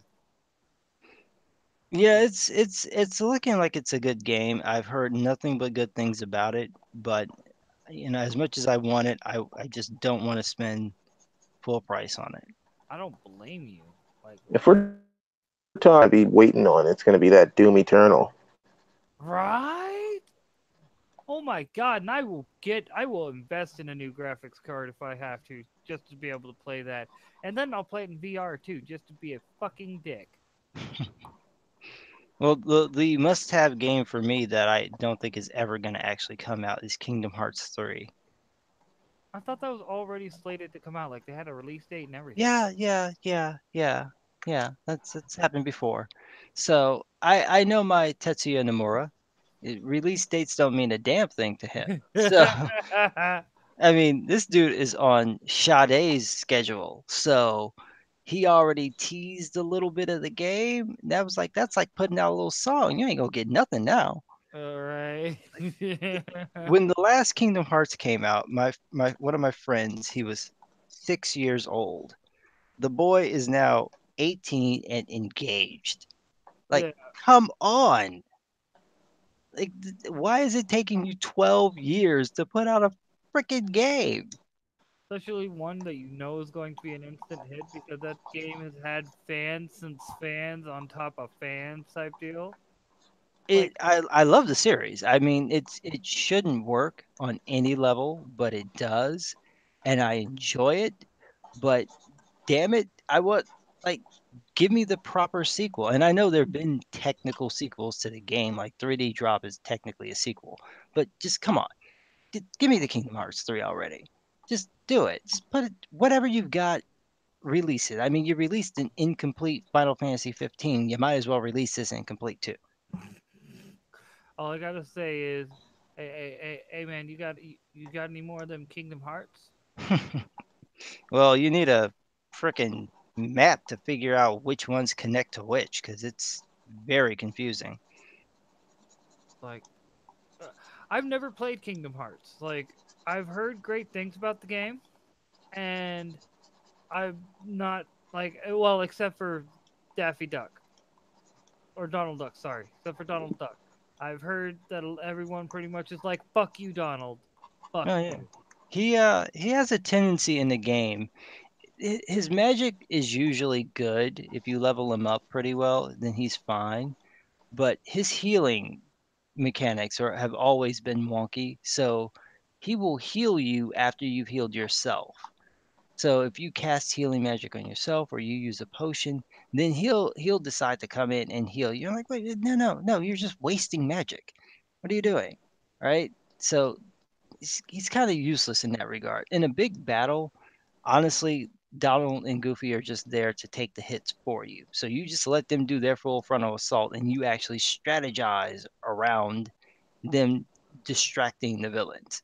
But then they'll have these yeah, that's basically the way that you could play it. And then they'll have like the sort of challenge villains like Sephiroth, and you don't get to have them with you. So in the first Kingdom Hearts, you have to fight in the Colosseum of from Did, Hercules. oh, So you're in there, and it's like the actual sort of Colosseum area, and it's a pretty large map, but it's not that big. And Sephiroth has a 13-foot long sword. He teleports, and he teleports fast. So it's very easy for him to hit you without you being able to react to it. And I had almost beaten him. I basically needed to hit him like two more times and he would have been dead. And he tagged me and like knocked off most of my energy. Okay. So I run to the other side of the screen and I heal myself. And as I'm healing myself, this bastard just teleports and stabs me. And then I die. And then the healing magic finishes. So I have a full health bar, but I'm still dead. And I'm like, all right, I've tried this 10 times. I am done. I'm not even going to try. So that was the only thing I didn't complete from Kingdom Hearts 1 was that because I was so frustrated that I'm like, I'm not going to do it again. Kingdom Hearts 2, though, I made it a point to destroy him. And it was even cheaper on that one because you have to fight on a cliff or like a little snow cliff and you can't get around it. So what happens is that he's got this attack from the actual Final Fantasy game called Meteor that he's able to use against you. And Meteor takes up 2/3 of that little cliff. So if you are in the middle of this thing, you can't dodge it.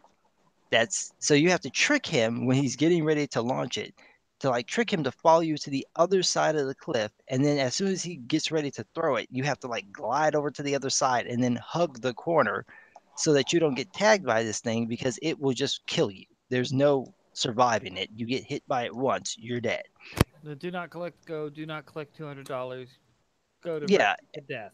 and then he likes to Aizen Sosuke the entire time. So he's just monologuing and saying the most bogus things to you as he's beating the living hell out of you. Jesus Christ. But I did manage to beat him there. So that one was fun. I played Birth by Sleep. That was really good. I got that one on the PSP. So that was fun. I actually got a use out of my PSP.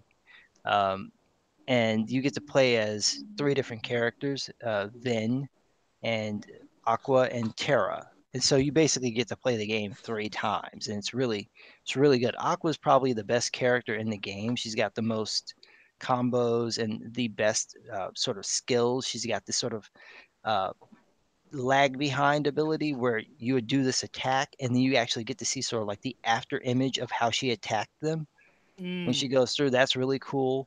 Then later on gets to swap with Mickey Mouse. So if you power him up to a certain level, you can actually swap him out with Mickey and you can fight as Mickey for a little bit. Oh, So nice. that's fun. And then Terra is just sort of the bruiser. So he has the longest reach of any of them because their keyblades are all different sizes and he's just like a brute. So you get all these different stories. It kind of fills in the backstory leading up to Kingdom Hearts, like the first game. So you kind of Right. get that information. The other ones I haven't played. I do have them because they re-released everything on the PS4. So I got all of them re-released in HD. I just haven't played any of them yet. Um, So they will take my time. Like when the Uh, Kingdom Hearts came out, I beat that game in 3 days. Somehow, while I was in the middle of taking like a full course of college classes and working full time, I managed to beat this game because I just devoted 100 hours to it. That's like me with the first fucking Burnout Revenge. Oh, I love Burnout. I miss that series so much. Like, no, not the first, but I should say with Burnout Revenge. And yes, that's because everyone loves the Burnout series, and Criterion pretty much lately just like pretty much told everyone to go fuck themselves. We're making Need for Speed now. We'll give I you. got their Need for Speed Hot Pursuit remake, and that was actually really good. I very much enjoyed that. Oh, I'm not saying it wasn't. I'm just saying it still wasn't the same Yeah. because let's be honest, what we wanted was a legit, burnout. Come on, the last burnout game we got was, if you want to be technical, Burnout Crash. But that doesn't even really technically count because that was meant for like an arcade game for Xbox Live Arcade and PlayStation Arcade and shit. Yeah, there was another one that I guess came out on the PS3. I got that one from GameStop. You Uh, talking about Paradise? is that what it's called? Uh, Uh, Straight uh, open world no, the one I got was Revenge. No, it's PS2. What was the one that I got on PS3? I'm sitting right here by it. I cannot remember for the life of me what it was. I played it. Um, it was okay. Yeah, that was Paradise. That was the last one that I got. Um, I didn't care for it that much though, because it wasn't like you could go and do those sort of, like smash 'em up matches. Mm-hmm. So I wasn't as entertained by it as I was Burnout Revenge. Revenge, though, at the same time, all I gotta say is like on Revenge, dude, White Mountain was my track. I could literally, in the Etnies Racer, drift around that map and wouldn't be slowed down. Like I would use. We're talking back when you original Xbox playing it online. All right, piss people off because they were struggling with that map, and I would just fucking. Yeah, I didn't I barely remember that. I played it years ago. I haven't played it in a while. The last one I played was Paradise. That was like sometime last year when I bought it. I think I got it after I got Assassin's Creed 2, and I just need to sort of like clear my head from Assassin's Creed, so I got that. But my game was Need for Speed. That's like my favorite racing game, and I had that thing mastered for Hot Pursuit. So much so that the final map to beat the game, which seems to give everybody hell, I had that like planned out where I could just easily win. But what I would do is that if I wasn't going to be first place, I wouldn't let it finish. I would just restart it. So Mhm. you won't there's only my one score unless I retried the map. But Yeah, there's only gold trophies because like if I'm not gonna win first place, I'm not even gonna let the score be there. So I would just restart it over and over again. I've done it too. Believe me, I know exactly what you're talking about. Like, no, last Need for Speed I played was the Most Wanted remake, and like I liked it. I really did. It was fun. I didn't play the fuck out of it as much as I did like the original Most Wanted. I'm not gonna lie. It was good, but it wasn't as good. Yeah, that's what I've heard about it. I wanted to pick it up, but I'm such a stickler about racing games that I kind of want to try them out Oh man. beforehand, you know?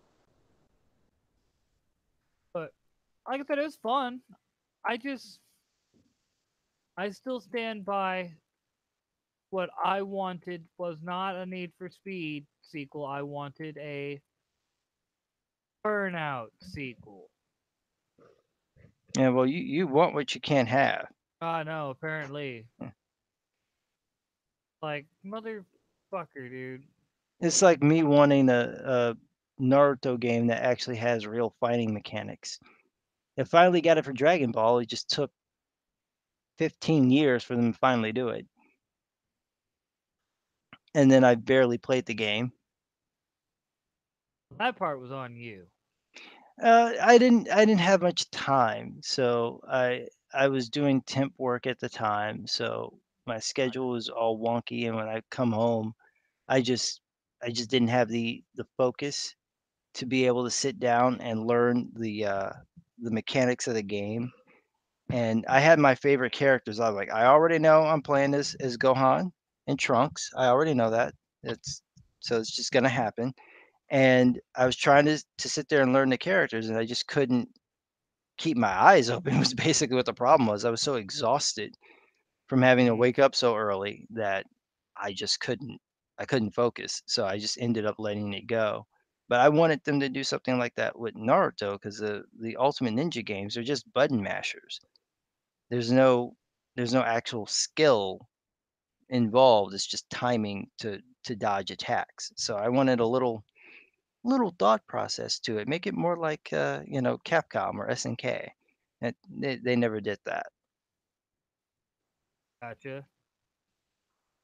I don't know. I never played any of the Dragon Ball Z fighters. I wanted to. I played a little bit with my nephews of like one of the Budokais. I think it was like the first one. Okay. And I mean it was fun. I I would love to be able to play more of it. It's just I'm not a big Soul Calibur is my main fighting game. Let's just put it to you like that. That's my go-to fighting game just because I I was good at it. I liked it. Mine was always Marvel vs. Capcom 2. Another good game. That's that's mine. I would play it on Turbo 2 super fast. And my reflexes were so fast that when I would play a normal fighting game, I could not do any button inputs at all. Everything would be off because I was used to the faster mechanics. So when I went back to try to play Alpha 3, I couldn't do anything It because it was so slow compared to and the Alpha series is a little bit faster than the regular Street Fighter series, and it all of that was thrown off. wow. Doesn't surprise me though. I mean, I don't know. To me, my big issue with like the Street Fighter games, which is the other game I like to play, it's just the fact that man, not the same. I don't know. I played Street Fighter 4 and was like, oh, They I expected simplified more. it. They really simplified it so that people who weren't familiar with the series could jump in. And so, the already cheap characters were made even cheaper and make it easier to use and some of the strategy was taken out. So over time they kind of fixed it. But that was the other element is that they're adding in characters and making you pay for the characters with, the DLC stuff. And it's Hmm. just like if I paid you $60, I want to just unlock the damn character in the game. Or, like, oh, have this trophy that you unlocked in the game, and then when this stuff comes available, you get this. But to turn around and then they were charging like $5 for a character at one point. It's like, are you kidding? Right? Like this is insane. Why am I paying you this much money? So then eventually they would put out like the new version of it with the extra characters. So it's like now you just gotta wait till they put all the content out and then buy the actual complete game. And it's gonna take them like 5 years to do this. Hmm. Like, come on, come on. This isn't right. I agree. I agree. I hate the fact that they're fleecing gamers for every fucking penny that they can get from us. But at the same time, let's be honest, part of the reason why they do it is because they know they can get away with it. Yeah, I mean, one of the other things I enjoy doing to spite them is I'll just buy the game used. So now you're not getting the money. Haha. Right? No, no, no. Hell yeah. That's why they That's the only way I buy games. don't lie. You don't buy games. No, not really. I bought Doom 2016. I paid $10. at the flea market. That's even better. Yeah, I mean it's a I don't have a problem with the used game things. I understand what their issue is, but let's just be perfectly honest. You know, if you're putting out all these games and they're incomplete, like when I got GTA 5, I had to sit there for 20 minutes while this damn thing downloaded updates to fix whatever had happened from when they had shipped the game. So Hmm. I put the game in, I wait the 15 minutes for it to upload to the hard drive, and then I gotta wait another 20 minutes for it to finish updating itself. So I sat here for 45 minutes listening to this intro music that they have and seeing these same, screenshots of the waiting screen. I'm like, I did that, and I went on my computer and started like doing stuff on my computer. And it's like an hour later. Now I'm able to play the damn game. Now I don't want to play the game. No, you got Like, playing something on your computer. yeah, I'm bored now. I wanna finish what I was doing. It's like this is ridiculous. I mean, this is absolutely insane. You're shipping games with bugs in them, and you know that stuff doesn't work, but you figure, oh, we can just fix it. We can fix it later. And like, let's even talk a bit about the like EA and their craze with loot bundles and shit like that. Like, Yeah, I had my fair share of that when I was playing Star Trek Online. And it's like anytime that you wanted anything that was good, you have to basically pay for it. And like, I don't and it, then it's free to play. Why should I have to pay you to get more starships? There should be something I could do in the game to get it. And you can. It just takes you forever to do it. uh-huh.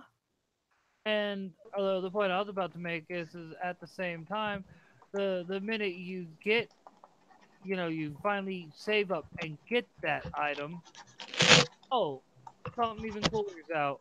That's way better and whatnot. Like, you're just Yeah. like, fuck you guys. Fuck you guys. Well, weren't they doing that with Shadow of War? Warner Brothers was doing that where they had the loot boxes sort of built in and there was this pay to play thing I after think, you coughed up like $60 and then you got the season pass and you still have to pay to get the cool stuff. yep, and they're doing that with Battlefield too. Yeah, that's bogus. I don't like that. Halo 5's got that same thing.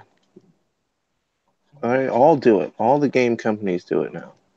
And it's like, look, dude, we are trying to play video games here, not buy your third fucking summer home. I'm just saying. I Think mean, about all really. that dumbness that went down with EA when they did that loot boxes in the Battlefront series. Yeah, You but know, that was terrible.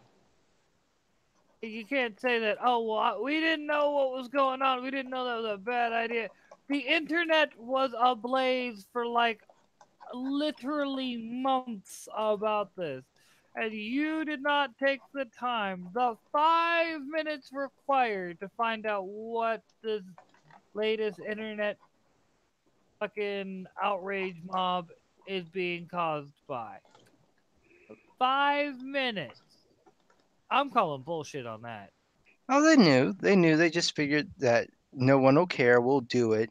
And once we do it, it won't be that big of a deal. And they found out, no, I think people might not like having to pay extra to actually complete the freaking game. Mm-hmm. Well, it's just the same complaint. It's kind of telling, if you will, about how you're getting old and whatnot. The fact that we can bitch about how when we were kids, we bought a video game, we got the whole goddamn game. You didn't get it wasn't, hey, you got this video game. Now you gotta, wait 6 months to get the DLC or this, that, and the other. No. It was, if they made an expansion, it was generally a standalone that you didn't need the main game for Yeah. most of Well, the time. well, this is a recent thing, though. I mean, this is only within like the last 5 or 6 years that they've really been doing this hardcore. Mm-hmm. That's the mind-boggling part about it is that they at least used to ship the game full, and then have like the goodies. That's the whole point of the downloadable content is that it's extra. You don't need it. You Mm-hmm. just want it. But now it's like, no, this is what you need to be able to complete the damn game. Come on. I know, I know, dude. I know. It just it kind of what these assholes don't realize is they are hurting their own market. They're hurting their own sales. They don't want to. They're hurting the customer's confidence in the company.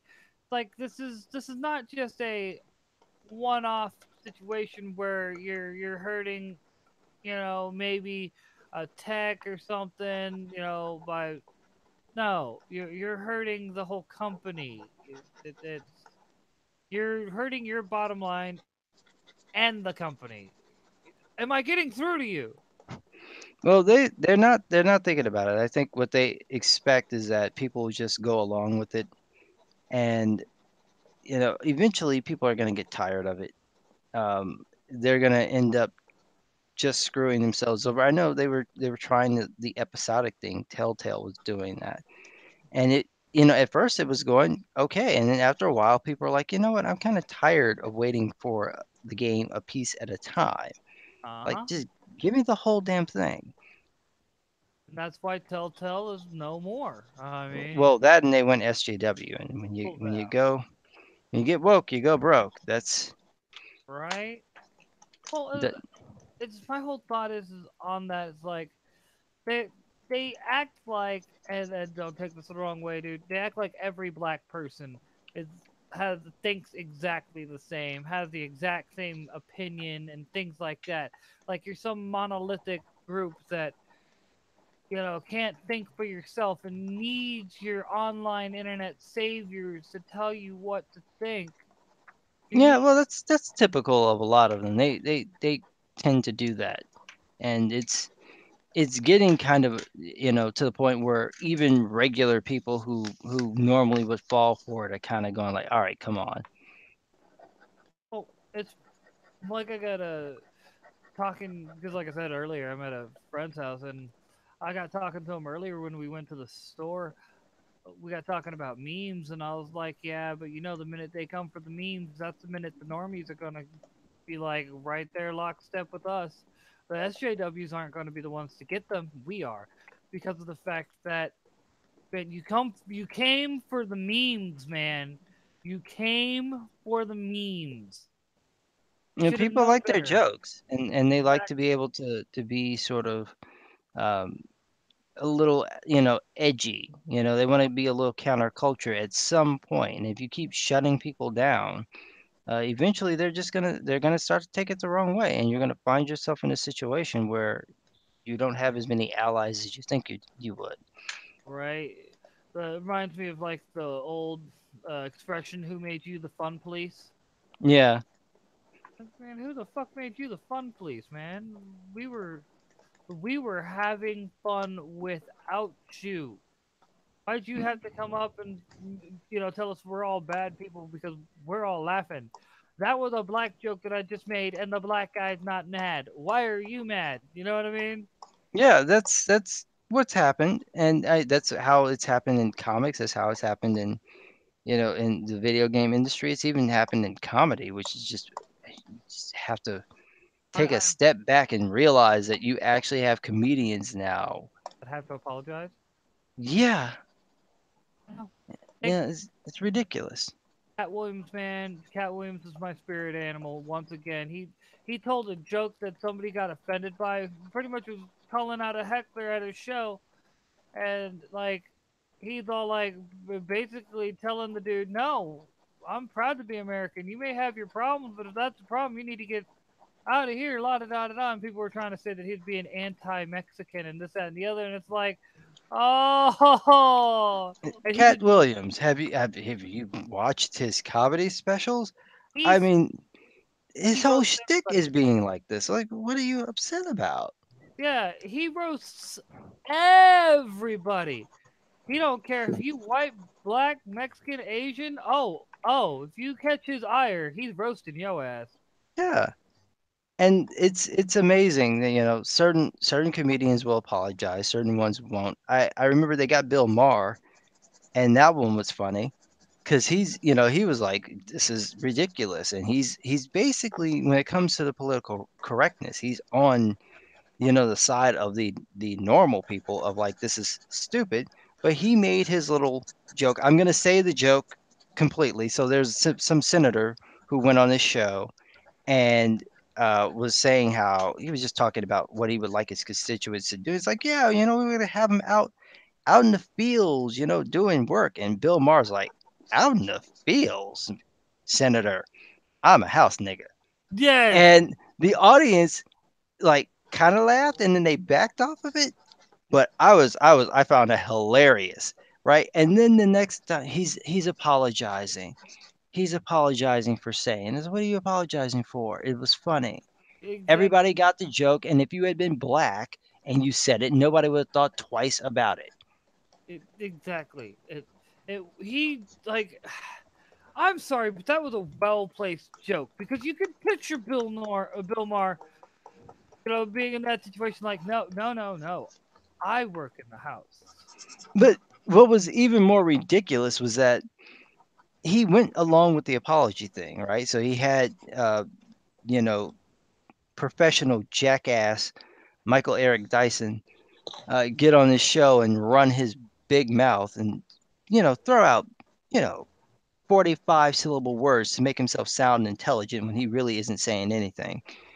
And he goes on there for that like intro thing and he just skewers Bill. And like halfway through, Bill's like, okay, I got it. Mea culpa, mea maxima culpa. And, Dyson just wants to keep hitting him. And he's like, okay, all right, I'm going to end the interview because I'm tired of getting hit. And then he goes on to his regular format. And then the other white people that are there are tagging him with it. And he's like, okay, like, I apologize at the beginning of the show. It's over, right? And then he brings out Ice Cube. Like, what is Ice Cube on your show for? He's not promoting anything. No, he's just on there to roast Bill too. And so at that point, Bill got what was going on. He's like, all right, I'm done with the roasting. Can we move on? I apologize. It's like, no, you can't move on. You never apologize because when you apologize, they're just gonna keep finding something to be pissed about. You walked yourself into it. You should have just said, I told a joke. If you didn't find it funny, fuck you, and go on with your day. But you Exactly. decided to apologize, so now you got to deal with it. Uh-huh. And to me, that is the worst thing a comedian can do is apologize for a joke. Because if you once you apologize for a joke, what happens the next joke you make and the next joke? You've already showed them that you will bend the knee and give the apology. Yeah, and that's what's happened to so many of them is that they apologize for offending someone, and it's never a group of people that's like a sizable group where you're like, oh, I could see why they would be offended. It's like a guy got pissed off, and this is why Tracy Morgan has to apologize for telling a joke about having a gay son. He's got to go and apologize and talk to homeless gay kids because he had a bit in his set where he said if his son was gay, he had better be like regular because if he was like effeminate, he'd beat his ass or something to that effect. And all I could think is you sat through, yeah, I think it was like a 90-minute set. Okay. And the guy who was offended was like some random gay dude who didn't like the gay joke, but he sat through an hour of Tracy Morgan's show. And if you've never seen his stand up is ridiculous. It is like the most ridiculous stuff. One of the things that he did on his comedy special, he was talking about like having sex with some quadriplegic woman who was missing an eye and like banging her in her eye, like her eye Ew. hole. Yeah, it's just the most ridiculous thing. And then there was another one where he was talking about like women giving him oral sex, like to get stuff. So like give your man oral sex, and he'll go and buy you like this TV. And it's like, and you gotta gag. Right, you gotta gag because that'll get him to do it. So he's going over like, oh, and there's a couch, and like do it again, like oh, there you go. Now you got the this is what he's doing. So this is his whole bit. So you sat through an hour of this man talking about banging some woman in her eye socket, and you're fine. And he's talking about some woman with diabetes, and you're fine. He's talking about, banging Michelle Obama. You're fine. He's talking about Morgan Freeman being his daddy. You're fine. He's talking about his mama beating him when he was a kid. You're fine with this. But then he gets to the gay joke and you get sensitive. Uh-huh. Come on. And it's Like, like Ah, these guys are like sharks, man. The minute they smell the blood in the water, it's on. It's on. You bent the knee, they smell the water, they're coming. oh, it's only certain things that offend them. You get triggered by, the litter bug or some shit like that. Somebody that didn't fucking clean up their dog poop, and then they have a campaign against them. yeah, it's They're always the most psychos. random stuff. Yeah. Yeah, it's incredibly insane. Ah, they parallel parked. How can they do this? They go on a Twitter rant for the next 2 days, spouting off about the idiot who double parked. Right? Well, it's like the whole Tariq Nasheed situation, dude. Like, okay, he spouts off some shit about Bill Cosby and about that go against the Twitter terms of service. He loses his blue check mark. That's it. He loses his blue check mark. And then he spent the rest of the day, the literal rest of the day, bitching, moaning, and complaining, referring to Twitter as white supremacists, stating things like people can get up on Twitter, like all these white supremacists, the overabundance of them apparently, can get up on Twitter, make all these comments, and Twitter's perfectly fine with it. But he makes some criticism of the Bill Cosby situation, which, let's be honest, most of us are still kind of on the fence about the Bill Cosby situation because it does seem like it was this is a Me Too movement. We have to give them somebody other than just Weinstein. Yeah, it really does seem like that because I mean, you're talking about an event that was years old. You don't really have any evidence, so it's one person's word against the other. And I mean, at that point, it's you're not basing it on evidence. You're basing it on whose story you believe. Mm-hmm. And I Yeah, always really. find that very disturbing. I think that when there are situations where you can reasonably assume that this person doesn't really gain anything from lying, like a man who's saying he was molested by a priest, he's not getting anything from that. He's not going to get any money, more likely than not. The Vatican's not coughing up anything for him. If his name gets out there, more likely than not, he's in a religious community, so they're going to know who this priest is. If the priest is respected in the community, he's just sentenced himself to ostracization. I mean, they're going to cut him off from everything. He wins nothing by making the accusation. So if he says this, chances are he's telling the truth. If you have a very famous person and then someone makes an accusation against them, we are all perfectly aware that people will lie about that. So you have to start investigating. And if you can't investigate because this happened 10 years ago or 20 years ago or 40 years ago, and it involves some, dissolving drug that you can't test for because you don't have the drink anymore. It's like, what? So you're going to take her word over his. And all of this stuff has been in the news.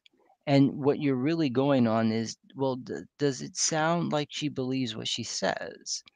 That's not evidence. It just means that she believes what she says. Yeah.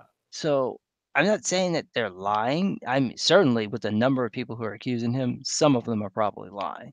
But at some point, you do have to ask the question of what are you really going after here? Are you going after him actually doing something? Do you have evidence of him doing something?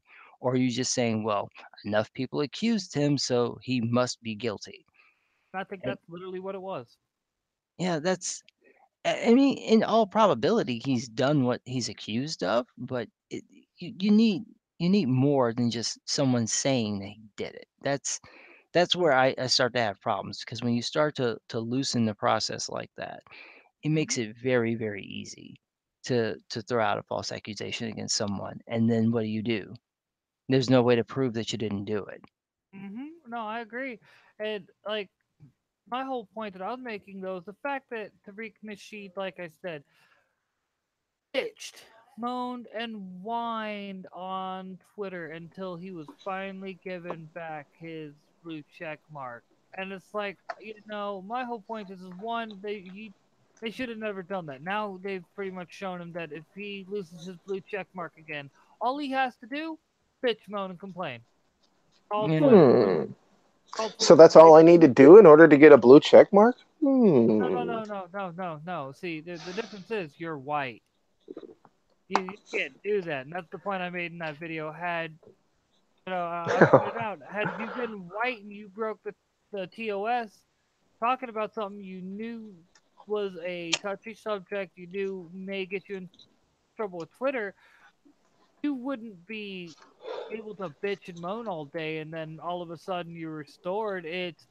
You would have probably not just lost your blue check mark, but you would have been banned from the platform. yeah. And And that's a sort of the weird element of what Twitter's been doing, where they have these clear double standards, and certain people are getting passes and other people are being held accountable, and there's never any clear designation of who's going to get what. But I mean, to be able to sit there and just complain your way back into a blue check mark, that's new. oh, I know, and it's to me, like I said, it's just going to make it to where next time it happens, if you're a person of color, all you know now. Just all you got to do is say, "Oh well, I gotta watch my language. These white folk are getting uppity. La da da da da. Re. I want my blue check mark back." Like back when we were kids, that was called having a temper tantrum. Well, I mean, that's a usual course of business for these folks today. It's just they throw their little tantrums and they get their way. Um, Hmm. and a lot of these companies, if they bother to pay attention, it's like when you don't give them their way, generally speaking, nothing happens. Rockstar did that.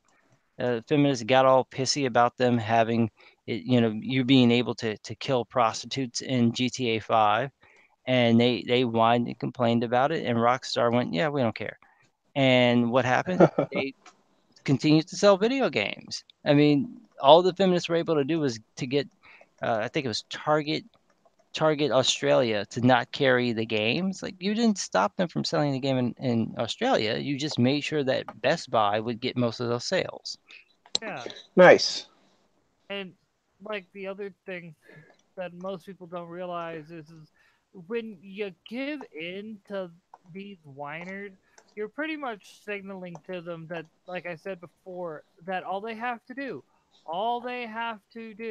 is start whining and crying and carrying on, acting like spoiled, rotten little kids, and they'll get their way. Yeah, They're not learning anything. They're not going to stop doing anything. They're just going to you just increase the amount of crybabies that are going to act like they're innocent whenever they did something wrong. and that's definitely what happens most of the time. And it gets to the point, when you look at it with comic books, it's the same thing where they complain and they expect to get their way, and when they don't get their way, they don't know what to do. Oh yeah, and Gorgonite made a funny comment. Wrong. Ninja can put transracial, binary, queer, blah blah blah on his bio. Instant blue check mark. Hmm. And so I think Dick. it's kind of true. It's kind of true. Like I'm surprised old blue hair hasn't been blue check marked at this point. I mean, Yeah, anyway. it's like I don't know. I'm just looking at the situation as we know better. I mean, come on. That's how like they whined and cried and now Iceman is back on the shelves. One problem. Nobody's fucking buying Iceman. Yeah. Oh, I love that. There's lots of Iceman on the shelves. I don't love it for the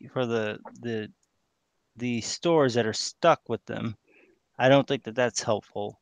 But I love that you brought back a book that nobody asked for, pretending that it's, oh well, it's doing well in these other markets that like the libraries, because that's where people go to buy books is the libraries.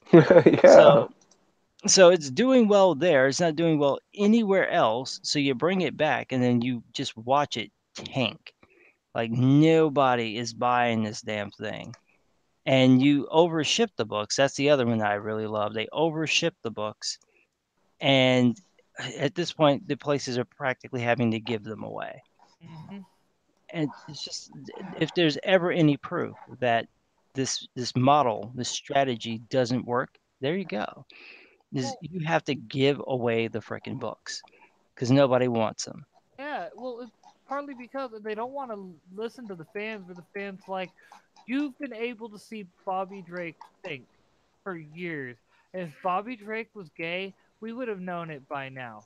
So why are we all of a sudden making him gay for my inclusivity when you can just create new characters and you know what I mean and Well, have they didn't them. even have to do that though. Remember, they had just had Richter come out and hook up with Shatterstar, and then like a few years before that, they had Quicksilver, not Quicksilver, North Star get married.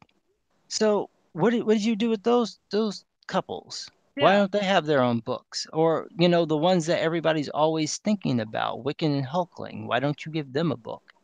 If you want a gay X-Man, you've got plenty of them to go with. You've got a Null.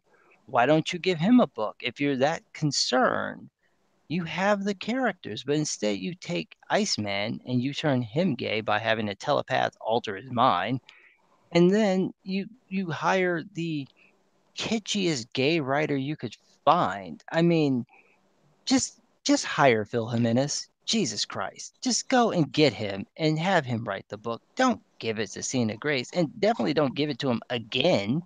He tanked it the first time. Hmm. And then it comes back and it's just worse. Quick question. I think are you drawing or erasing or something there, Chris? No. I think you Oh, need it might be me. because everyone's all like, this is like the third time I've heard someone talk about someone drawing or erasing during the stream, and it was so loud it was distracting. Oh, I'm So that's sorry. what I was asking. I'm asking. I'm not saying it's you.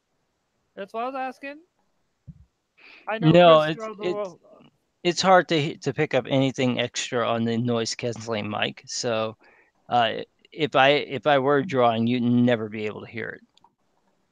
I just know you draw a lot, and like you've drawn your characters and whatnot, and so does Ninja. So it's like, you know what? They both. It could be either one. I'm just gonna ask you first Yeah. because anyways, No, it Can you no, does. still hear it? Can they still hear it? Uh, barely. Well, like then I'll just chill for a minute. I'll stop drawing. Fine. No, I'm joking. but hey, that's it's not something that I personally. I'm not saying anybody has a problem with it. I'm just saying that okay, they're having a No. problem with it. I'm just saying I don't have a problem with it. I understand. I need to spend more time drawing myself. I'm just being lazy. What Well, have I you like what have you guys been into lately, drawing wise? Any particular subjects that you're focusing on?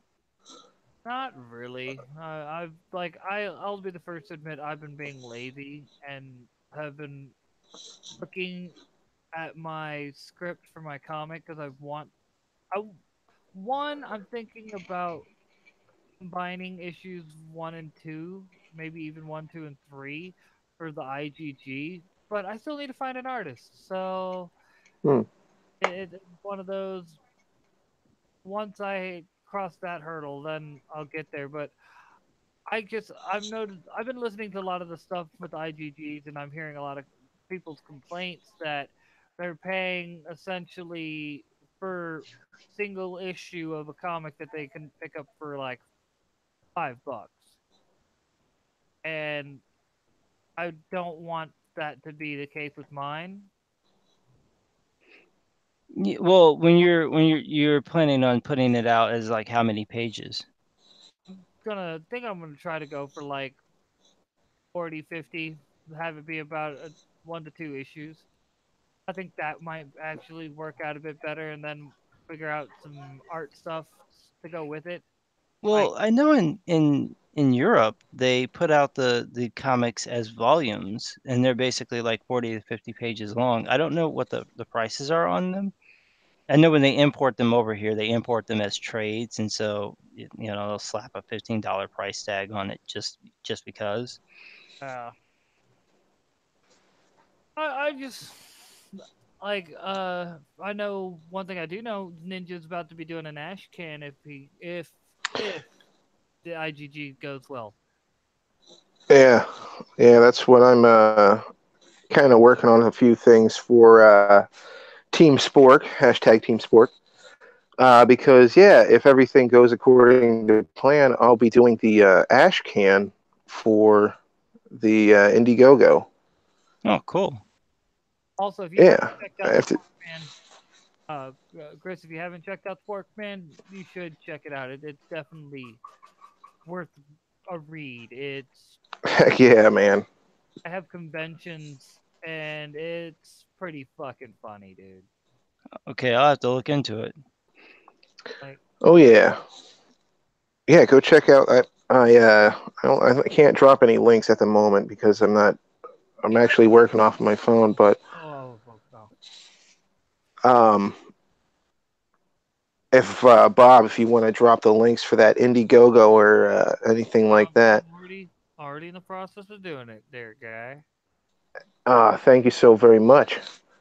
Um, I have to say, if yeah, really, if Spork is successful in this, it'll be like the first chance I'm really getting to do something professionally, which I think is amazing for Chuck to do that. He's a really great guy, and his campaign is probably one of the most, like, if all the goals are met, like, there's so many different comics that you'll be getting in addition to the 4 issues of Sporkman that you'll be getting. You'll also be getting Red Ninja Momiji, right? And you'll also get a copy of Wanpool. Oh, cool. So yeah, I mean, you're getting like what is that? 1, 2, 3, 4. You got 4, 5, 6. It's like 7 comics. You know, not to mention you'll get covers by Kelsey Shannon, Tim Lim, and Troy Torres. Oh, cool. So yeah, I mean, you're looking at some amazing stuff. And do you know who that comics gal is? I've seen the name. I've seen some of her stuff. Yeah, she did the cover for the trade paperback. Oh, okay. So I mean, it's like this huge community thing that he's really trying to encompass in this campaign. So I'm hoping that yeah, everything goes well. I mean, even if I had nothing to do with the ash can, if I wasn't on this project at all, I would still be wanting to push this thing just because of the fact that yeah, man, it's like serious community love right there, giving love back to everybody around that supported him throughout the years, or that he's been able to support and become friends with. I just Well, think it's that's like the next step to the Indiegogo thing. And I know there are a couple other people who are trying to make it more, um, I guess, business friendly, to sort of get it out there so that it at the very least gets off of Indiegogo and into stores, because that's really the next step to really making it very successful, is to Mm-hmm. actually get it physically into stores. We've got to figure out either. But the thing is you either have to. You're gonna have to figure out a way to work with Diamond, and That's where things kind of start. You know what I mean? Yeah. Well, Like, I mean, eventually there's going to need to be another distributor anyway, because you just can't have one person, one corporation monopolizing it. I know there's I think there's like 2 others that do very limited stuff, but there does need to be like a pickup of that, because it's just hard to sort of move the product through one person, especially with the ridiculous rates that they have and the expectations that they have. It's going to be hard to sell that many books and be certain that they're going to be they're going to be sold. Oh, I know. Believe me, I know. My biggest issue that I have with a lot of what's going on with the indies is the fact that, well, it's we have a bunch of people who are like trying to get a start by linking up with pros, or trying to take advantage of the situation and put out good comics to show and to basically do their part to help prevent the comics industry from dying. Let's just be honest. But I still feel like it shouldn't be up to us to save the comic industry from itself. That makes sense. I agree, but I think that if you have people who are creative and they have ideas that they want to get out there, Oh, they need an avenue to be able to do it without having to go through folks like Marvel or DC who are just shooting themselves in the foot by not mm-hmm. basically taking the image model and going, let's have our own imprint that's exactly like. I still cannot believe that after 20 years, neither of these companies have bothered to do that. It's the simplest thing to do. And Oh, they just don't want to do it because they don't want to lose the rights to those products. That's it. That's all it is. All it's about is that they want to own it. And Image lets you own your product. And that's what you need. You need something that's a company that's based around accepting books from different people. You need something that's similar to the Alterna model of making sure that the books are reasonably priced. Um, or we keep what I'm kind of hoping is enough people keep Alterna every month. Like as long as they have new books coming out, we do our best to help Alterna and get Alterna to where they can have new comics coming out every month and be doing the 20,000 sales every month and be able to expand and be able to have monthly, titles where they can, like, for instance, Psycho KO or Psycho Co, however you say that, coming out every month, and people being able to pick it up for, once again, that $1.50 price tag on newsprint. I personally think if Peter was able to figure out the logistics of doing that, he would be. It'd be literally shut up and take my money.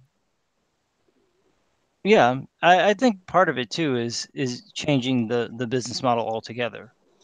I think, and I've pushed this for several years, and I still hold to it, that the manga route is the smartest route at this stage because it's so hard to get people to buy single issues that it's better to just make it an anthology, put it on newsprint, sell it, and then sell it at a relatively cheap price, $10, put 10, 12 different comics in there, and then when it's enough of those issues are out, collect them in trades and then market them that way, and you'll have more control over the product, but you'll also have enough of a buffer so that if you have a couple of books that are really popular, that'll sustain the actual anthology for a while.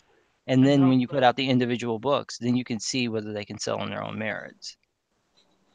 Gotcha, and it'll help get the other books relatively that are good, but they're kind of slow. Because you have those books that they just start out slow, but once you get about issue 7 or 8, they start picking up. Right, and I think that that would help, but it would also help in situations where you have independent creators doing this because you can have your story done and then have it published, and then if there's feedback, you can get that feedback, and you've got a little bit of a buffer zone to be able to figure it out, Mm-hmm. and it sort of eliminates some of the problems that can happen with doing crowdfunding where maybe you don't quite hit your goals or you don't hit as much money as you might have wanted. This kind of gets around it. And then it also gets around anyone getting drowned out by, more popular campaigns where, certain ones are getting more focus on certain streams than others. And so they're getting money and support, and then the others are kind of being lost to the wayside. It kind Yeah. of gets around some of that. No, I completely agree, and I like that idea. I actually do. Like, it makes sense because it makes it where you can have multiple people work on a project. It's true. It's like what Chuck's trying to do with Sporkman, where he's trying to foster the heart of creativity and have all these creators work together on, and I guess you can say combining of everyone's efforts into this one IGG. Right. Oh, that and before I forget again, I forgot to say that on that ash can, you get the guy who wrote Jack Irons, Steel Cowboy. You ever hear of that one? Yeah. Cody Fernandez is going to be writing the ash can for me. Oh, cool. So yeah, I mean it's like so many people. So yeah. Anyway, sorry, Bob. Oh, you're fine. You are adding to it. It's one of those. That's the whole point, though. It's the whole indie market is pretty much we are trying to get it where it overtakes the main market, and I think we can. And I think we can do it in a relatively short amount of time. We're already seeing the early stages of that takeover and the way the pros start, like Joe Quesada coming out on Twitter and talking all that rubbish. Is he The still doing that? Really? Isn't this like a month into it now? I'm not sure. I stopped paying attention a while, like after like day 4 or 5. It was like, okay, it was funny at first. Now it's just getting ridiculous. Like he literally ducked, complaints about actual, pretty much actual harassment against fans and other creators by bringing up Richard. Like pretty much Richard Mayer's become. We should name every time they do that the Mayer defense, like straight up. Like treat it like a goddamn like basketball game, football game, something. It's like, and it looks like the SJW's decided to use the Mayer defense. I don't know, Bob. That's always a risky trick. You have to make sure to nail the move just right, or else it just comes across as disingenuous. Disingenuous. I know, Jim, but don't worry. They got old blue hair's taking the lead on this one. She knows how to make herself sound like a victim, so they might be able to get this one in. Let's watch how this goes. Like, I haven't seen it work for him yet. I mean, it's their big hit was Jim Jeffries, and that just blew up in their faces. oh, you still Oh my aren't. God, yeah. No, Ninja, you need to watch Chris's video on that. It is fucking hilarious. He fucking he summed it up like at one point. I can't even do it justice. Sorry, Chris. Where he's talking about what they did with the Jim Jeffries bit, and then he goes into the Mary Sue article talking about Buffy, and he's all like, "That's racist." Oh, wait, you don't want to. But what about your characters? He's Yeah, that calling out the hypocrisy and shit. Oh my god, I cannot do it justice, and I'm sorry, Chris. the whole thing was just ridiculous. I mean, it's here you have them trying to pin him as a bigot, and it's like he has multiracial kids. Come on, this doesn't work, right? And then you have the Mary Sue complaining about Black Buffy, and like 24 hours before the complaint, you had the same writer saying you can't say anything about Starfire being a black hooker, a black streetwalker Starfire. You can't say anything about this. No. You can't have it both ways, baby. You can't. Oh, You, I know. you can't. You just can't. But I mean, their attempt to pin racism and sexism and homophobia and transphobia and any sort of bigotry onto people complaining about their lackluster product is just not working. And they keep thinking that if they go and they find somebody like, oh, we're going to get this person to say that I'm not with you. Like, all you're going to do is just make people not buy that person's work. That's That's the only net effect you're gonna have is that they're gonna not buy that person's work. So all you've done is lost money. That's it. Uh-huh. You're not hurting. Like you can't hurt me by taking away a product I don't want. Mm-hmm. So there's nothing that you can do. It's like I'm not gonna make the books for you. I'm gonna write books and make fun of you in the books. Well, write the books and make fun of me in the books, bitch. I'm not gonna buy them. I'll buy the first issue, I'll roast it and make more money off of it than you will, and I'll go about my day. That's all that's gonna happen. That's it. Exactly. And that's really the gist of it. And like for them sitting there continuously like getting mad and saying we're racist because we didn't like Black Starfire. One, I've seen ThoughtBot cosplayers that have made damn good, damn believable, and on point, accurate fucking Starfires. No, I'm not going to buy your bullshit because of the fact that you didn't even put enough thought into Starfire to show respect. When a thought bot, hey, support my Patreon and you get my loot thought bot cosplayer makes a more convincing Starfire costume than you Yeah. have no room to bitch. You brought this on yourself. Not only Uh, that, but then they were lying about that's not our costume. And it's actually a fucking costume. It's like it was. uh-huh. Well, who said make her look like a hooker? Just I want to know who in the meeting saw her come out looking like Serena Williams just fell into Halloween candy. Like, who thought that that was a good idea, right? Everybody else looks halfway decent. Robin's the only one actually wearing a costume. Everyone looks halfway decent. She literally looks like Wanda Sykes from Pootie Tang. Now, I can see that. but that's the character. Now you look at that and you look at Starfire and you go, what where did you get this from? And why is it that you cannot paint her skin orange?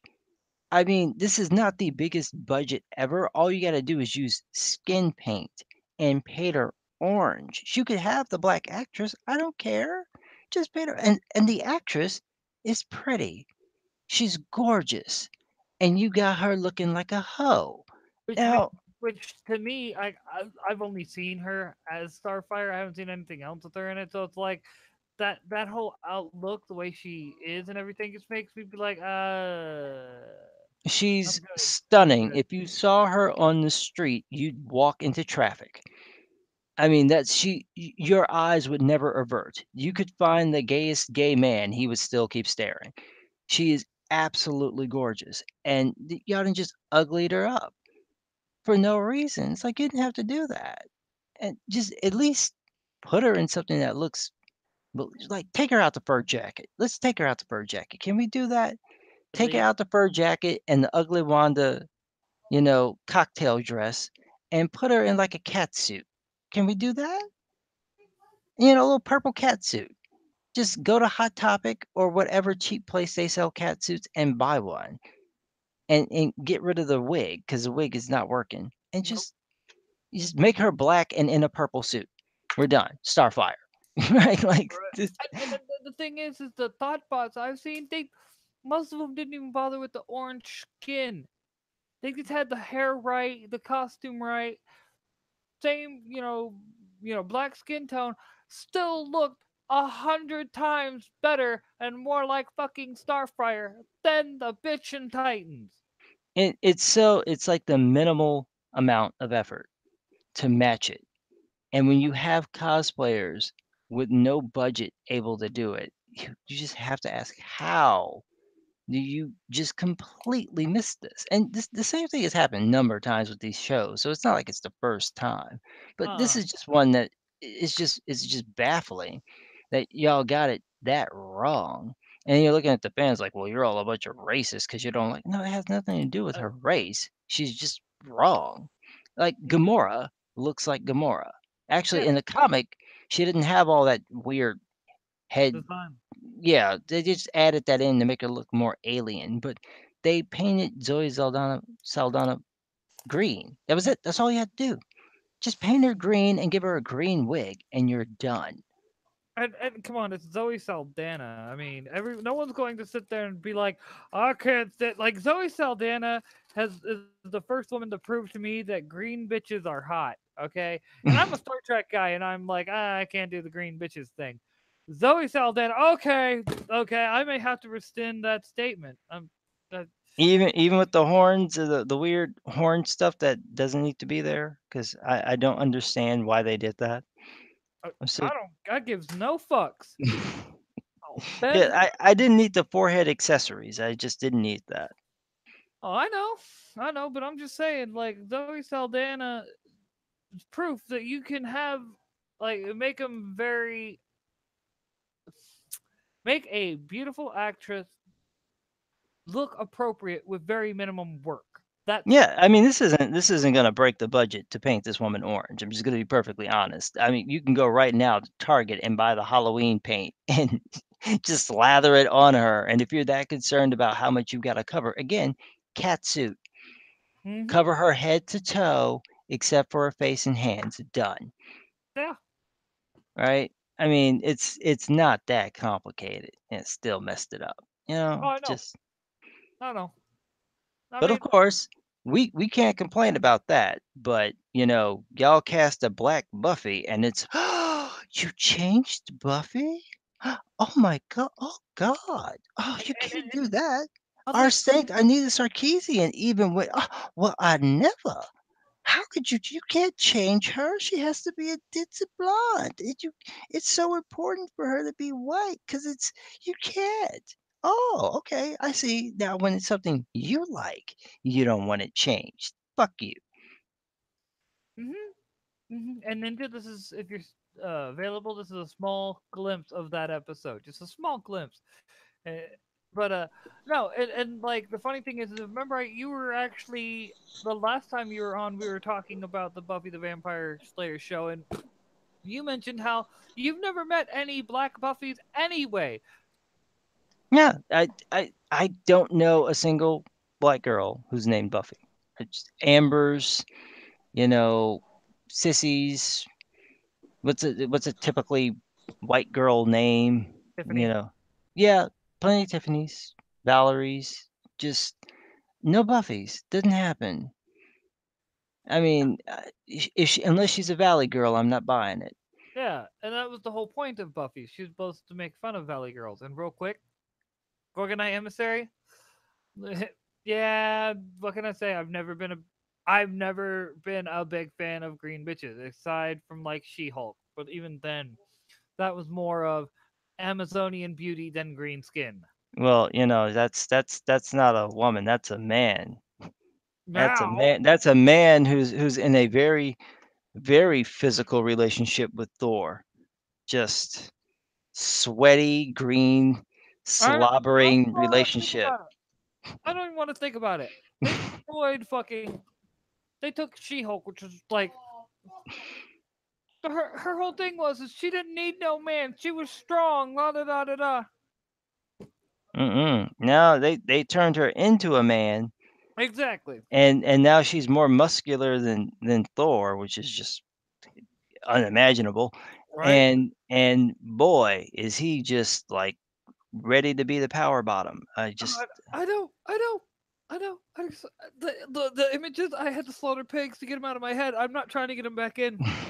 I'm really not. Oh my and that's god, just the cover. Like we haven't seen the full blown issue yet. It's it, it that's it's about as bad as Bat Dick. I'm just saying, it's about as bad as Bat Dick. I heard about that when I was in Boston, and uh, I'd actually gone to a place. I was trying to find a comic book store, and I found this chain called Newberry's. I don't know if anyone's familiar with Boston. There's apparently this chain that was all around the sort of the college area, but I wanted to find a real comic book store because this is more like a glorified hot topic that also sells comic books. Ooh. So I was looking for a regular one, so I had to walk quite a ways, like 2 miles, to find a regular comic book store. And when I walked in, the guy was talking about like I've got to go and take a picture of the of Bat Dick, and I'm like, what are you talking about? I didn't say anything. I'm just like, okay, someone put out some bat porn that I didn't know about because that's unusual. And then when I got back to the hotel, I found out that yeah, they've got you know Bat Shalong in the comic. Uh-huh. Okay. Yeah, the new Batman erotica. What you're new to this. I mean, it's not the first time that I would have seen the Bat Dick. It's just usually I have to search for that. Yeah, usually it's not. Yeah, DC isn't producing it. It's usually not a DC licensed product. and, Is all. Right. and let's be honest, there's usually one of his more buxom rogues gallery members with him when he Yes. did that. Yeah, yeah. And It's usually not just a a panel. Of Fat Dick. yeah, and I mean, and it just caught just the right amount of light to be seen. From this angle that just never would have caught any light whatsoever. Like you literally would not have caught any light from there. But just through the miracle of comic booking, we're gonna go ahead and add in a little rim light on the side of it so you can see. I was like, I don't want to see no Batwang. There is no Batgirl, Catwoman, Poison Ivy, Harley Quinn. These are characters missing from the scenario. No, you can fuck off. I'm not. And then someone posted to Twitter. Oh, no, it's in my head. No, it's in my head. Yeah. And I mean, at least it's the mature line. It's not the regular books. But it's just like, is this supposed to be a gimmick to sell the book? Because I didn't run out and buy it. I mean, Brian Azzarello is kind of hit or miss for me anyway. So it depends on my mood of whether or not I'm gonna read it. I liked his stuff with Hush, but when he was on Superman, I kind of like just completely lost track of what the hell he was trying to do. Well, and Jim was like, still say that was added in editing. Which it might have been. It might have been. I don't. It doesn't change the fact that it's in our heads. And So there's rumor that it was added in by an editor. he's saying it was added in editing. His personal belief. That's what Azzarello is saying, or the artist? No, Jim Helis, the Blue Mamba guy. Huh. He's like his personal opinion is that they added it in during editing to basically as a middle finger to the fans. Like we don't already get enough of those on practically a daily basis. Yeah, I don't think it's gonna sell you a book. I don't. I think that eventually you're gonna have to sell the book on merit of whether or not they enjoy what they're reading. And also, let's be honest, they've already backtracked saying that the Bat Dick will not be seen in any reprints or anything like that. Only the original one will have the Bat Dick. So So not it's a only limited run. so the people who are showing the dick turn out to be pussies. Uh-huh. Great. And you know why? Because they expected it to be this big old controversy, and everyone's like, okay, you showed the Bat Dick, so when are we getting some bat nipples? Come on, show Batgirl. Come Yeah. on. We were like, all right, you want to go that route? We went full perv. They started going half perv. Oh, well, going to show the Bat Dick. Then we're like, shit, okay, if we could tolerate seeing some Bat Dick if we get to see some Bat Vag. And then that's when Nope. they backed off and they're like, oh man, we're not gonna do that anymore. Okay. Pussy. Yeah. And Jim says more than just him has said that, so there may be others that are feeling that it was put in post. But I'm just saying, either way, the whole point stand. They put it in, and then it didn't work out the way they planned. So now they're trying to take it back, and we're like, no, No, you can't. I'm sorry. Once the dick's out, it doesn't want to go back in. Yeah, It's like that's it. It's done. That's the rule. Mhm. That's the rule. If you can't keep it, you can't keep it. It's done. It's out. It's gone. Goes back in the pants. We're done. So Yep. you can't rescind that. We've already seen it. It's all over the internet. and I don't care about you trying to make it a limited edition to try to maybe get some more money out of it. And no, nobody's really buying it for the bat dick. We're just all like, okay, we let you have your bat dick. Now give us our, our hot Ivy, Harley, Batgirl, all the ladies. Give us one of them. We Oh, we they're not gonna do that because they don't want to get slandered by their resident cat lady. well, fuck Gail Simone. No, but the only people afraid of her are people who are so full of soy they can literally be like wiping off and bringing out fresh soy. It's like their pores secrete it. Like, I find Pippi Busted stockings just to be a little much. She's just a little firebrand that thinks she's clever, and I'm not impressed.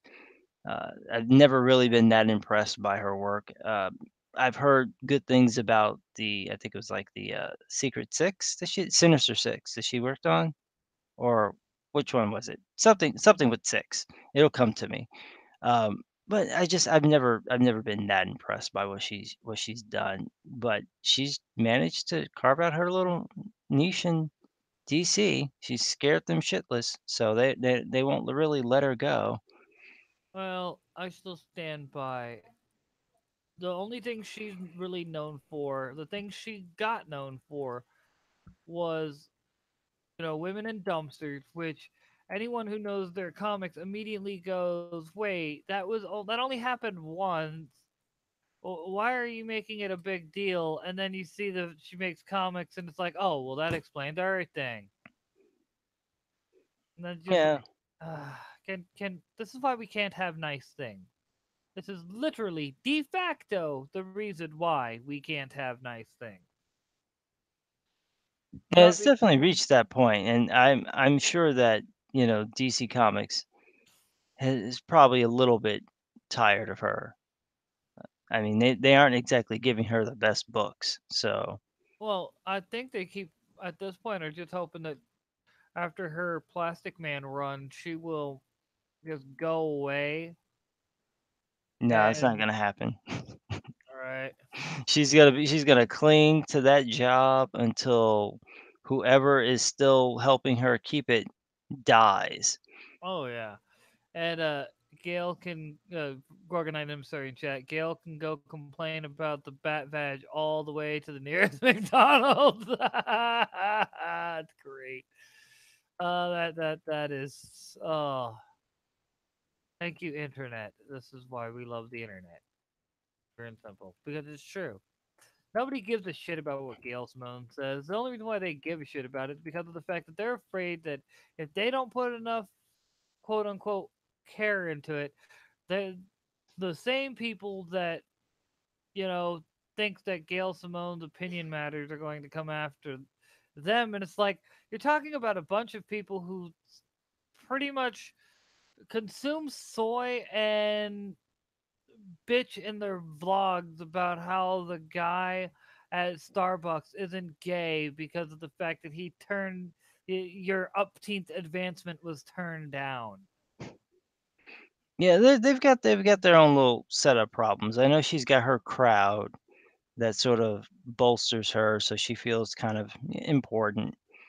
And a lot of them do that where they sort of insulate themselves around people who you feed their egos. And once that happens, it's really hard to kind of deal with them on any real level because they can always fall back to their little safe space where everybody likes them and everybody agrees with them and laughs at their not funny jokes. Yeah, I'm sorry. I like our version of the safe space, which is, we're not doing so good, whatever, if we actually say something stupid instead of, oh no, they're just being mean. It's just the patriarchy. It's bitch. What the fuck are you getting butthurt about? That ain't nothing. Get the fuck out of here. Spend some Yeah, more time. Get some memes. What you haven't earned? I don't see no Sergeant Stripe or internet, I should say, Sergeant Stripes across that arm. You ain't nobody. that getting called a bigot or whatever, that's nothing. Welcome to the internet. You're no longer a greenhorn. You finally seen a little action. Now fuck off. They are the most ironically sensitive group of people. They are very keen on doing their hot takes. Oh, I'm going to talk about you. But then the moment somebody does it to them, they're like, "Oh, you said that to me? Oh my God, why would you say that to me? My feelings are so hurt." And I'm like, I don't care about your feelings. You don't care about my feelings? Why? What kind of monster are you? I'm an The adult. same one as you. Who's over here talking about everybody else and their mama? It's fine for you to do it, but if I comment on your third chin, you suddenly get personal about it? Yes, apparently. Like what? Yes. Like oh god, don't even get me started on the fat acceptance bullshit, dude. Just seriously, that you want I keep seeing those pictures in my timeline, and I don't have to click on them because they're usually so large that you can actually see all that you need to see to know that you don't want to see the rest. hmm It's just you just look like a mass of skin is just squishing your face, and this is not healthy. Oh, You're oh, I gonna know. die of a freaking heart attack. You need to lose weight. Oh, I know. Oh, I know. And what's even funnier about it is it's like everyone who's got like half a brain is like, well, whatever. But I don't know. I've just when it comes to the this whole like situation, I'm kind of I'm glad it's going, because sooner or later these guys are going to just they slowly but surely are showing themselves to be crazy. They are. I'm hoping that it reveals itself, and I think things like what's been happening with the Supreme Court thing is a good example of showing a regular, the regular populace. This is how nuts it's gotten, Mm-hmm. right? And that's one of the weird parts about it is that they always go for the communities that they think they can control and sort of infiltrate and the folks that they think will not defend themselves.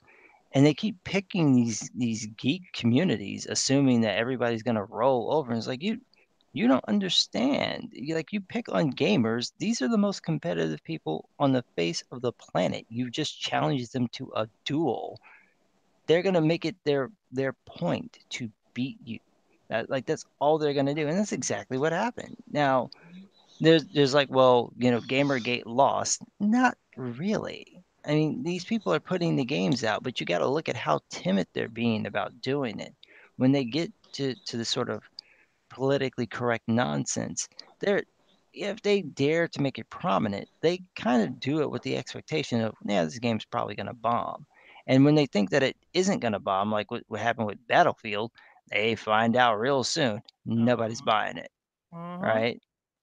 Like no one's you can't throw a woman with a cybernetic arm in the middle of World War II and think that anybody's going to think that this is historically accurate. Which was Battlefield's whole fucking thing. Right. Like I don't even play those games and I know that that's their shtick is it's supposed to be historically accurate. And you're going to sit there and do something that's so wildly inaccurate it's not even funny. And then you're going to get mad at the people who are supporting your games by giving you their money and going, "Why are you mad?" Cuz you're not doing what I want you to do to give you my money. Uh-huh. It's just, it literally is a bunch of ridiculousness. And at this point, let's just be honest, the only reason it's starting to become like a bad comedy, if you will. Yeah. Like the at first it was so bad it was funny, and then we're at that point where it's so bad, but because we're being still forced to watch this movie, we're like, oh god, it's that one friend that is worn out. Like what at first was a great comedy classic, like good old fashioned Mel Brooks movie. You know what I mean? Just something Yeah. good. Everyone knows. Everyone gets skewered. Everyone gets made fun of. We're all gonna laugh and have a good time. Nobody's going to get their fifis in a bunch, and then they're like, oh, so you like edgy humor, and they try to when they realize you like edgy humor. They try to mimic the edgy humor, not realizing that you can't just. Edgy humor is more than just being edgy, quote unquote. Yeah. There's nuance to it, and these folks lack nuance, and that reminds me of the Chelsea Kane book, and its total lack of subtlety. Hmm. This god awful man eater book that I just want to see the orders. I just want to know how many of these books were actually ordered because I can't imagine it was over 10,000. I really can't. I can't see anyone actually buying this thing and wanting it in their store, but gotta wait the month to see what happens. But I really think it's gonna be under 10,000. Well, also don't forget there are stores out there that'll buy it, but those stores are slowly going out of business because they were stupid and decide like the one that kicked out that one YouTuber Yeah, for wanting jawbreakers. I can't remember his name, but it was like Dylan something. yeah, like who in their Oh, right I remember that. That was so retarded. like Yeah, and the thing that still bothers me about that whole situation is it's like okay, he wanted the book. This is a guaranteed sale. You do a little bit of basically you please or you appease the customer and you get a little extra scratch in your pocket. How is this? Why is this a bad thing? Like you're obviously having financial troubles, being the fact that the business went out of business, uh, and that was just brilliant. oh, I know that was one of those. See, kids, this is what happens when you decide to go woke, and then what happens in turn. Like, PSA. right? Absolutely. I mean, but it's just I don't understand why these books get put out, get published when it's obvious that the market for them is so ridiculously small. Well, like who are you publishing them for? Well, Oh, and that's the thing. See, it's why I suspect, and a lot of people suspect, everyone suspects that the whole joke of Soda Bit is because we all know he was coming up on sales report time. I think it's yearly. yeah. And everyone, including him, knows he's going to have to explain how all these Indiegogos are making this money and Marvel's not, DC's not. Like think about it. They had, and as soon as well, we knew that all the IGGs that they said would not be funded, that we were being scammed and this, that, and the other. And then you start seeing them come in the mail. Iron sights coming in the mail to people. People, Yeah. taking pictures of it and showing it. How is that a scam? You can't say it's a scam. They got their product. Now, I know there are a lot of people who are still waiting on books from Richard Pace's smug fucking ass from, B. Clay Moore. I know those books have yet to be produced.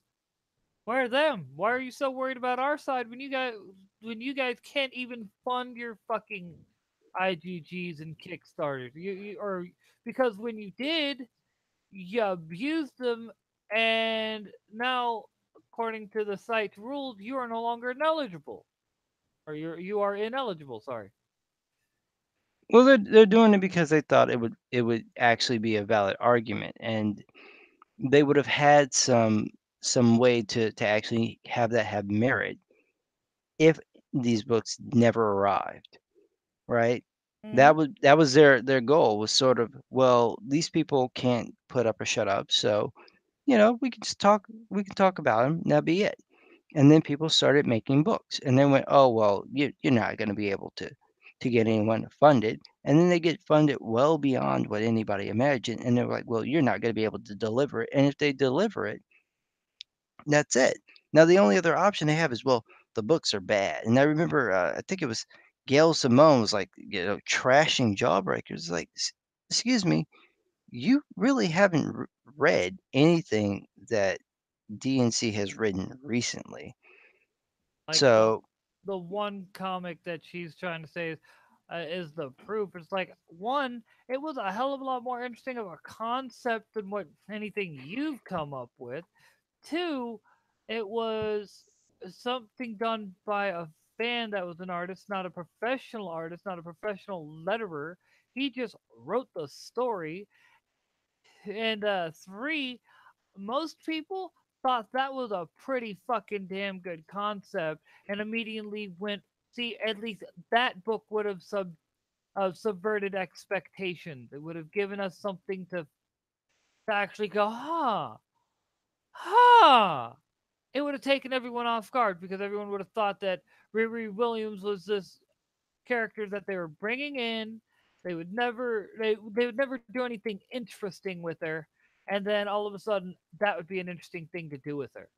yeah, but they were attacking. She was attacking him essentially for something that he actually hadn't done. So it's like you're actually going after the wrong person and skewering the wrong person. But it's interesting. You'll go after some fan for doing some fan comic, but you won't say anything about your people working with you. Now she did apparently throw shade at Magdalene Visaggio, which Magdalene Visaggio stated happened, which I mean, that just blows my mind. You don't tell people that someone, yeah, by the way, this professional writer talked shit about me. Like, you don't share that. But okay, if you would have let me know that Gail Simone thought your writing was crap, well, that's saying something.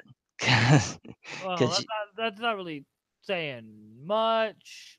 That's just saying that Gail Simone is willing to throw shade because this is I that was Mags actually saying though that Gail told her your writing's not that hot.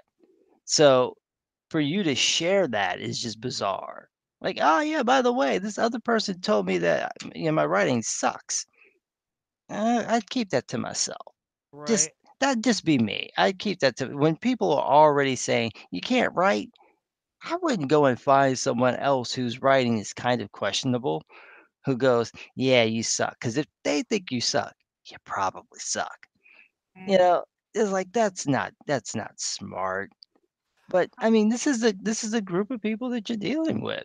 It's just they they didn't think that this guy was going to actually put out a book. He puts out a book, and it did better than any of them expected. And so now the only thing you have to see is whether or not the writing holds up, because we know the art holds up. We've seen John Mayland's artwork, so we know that's good.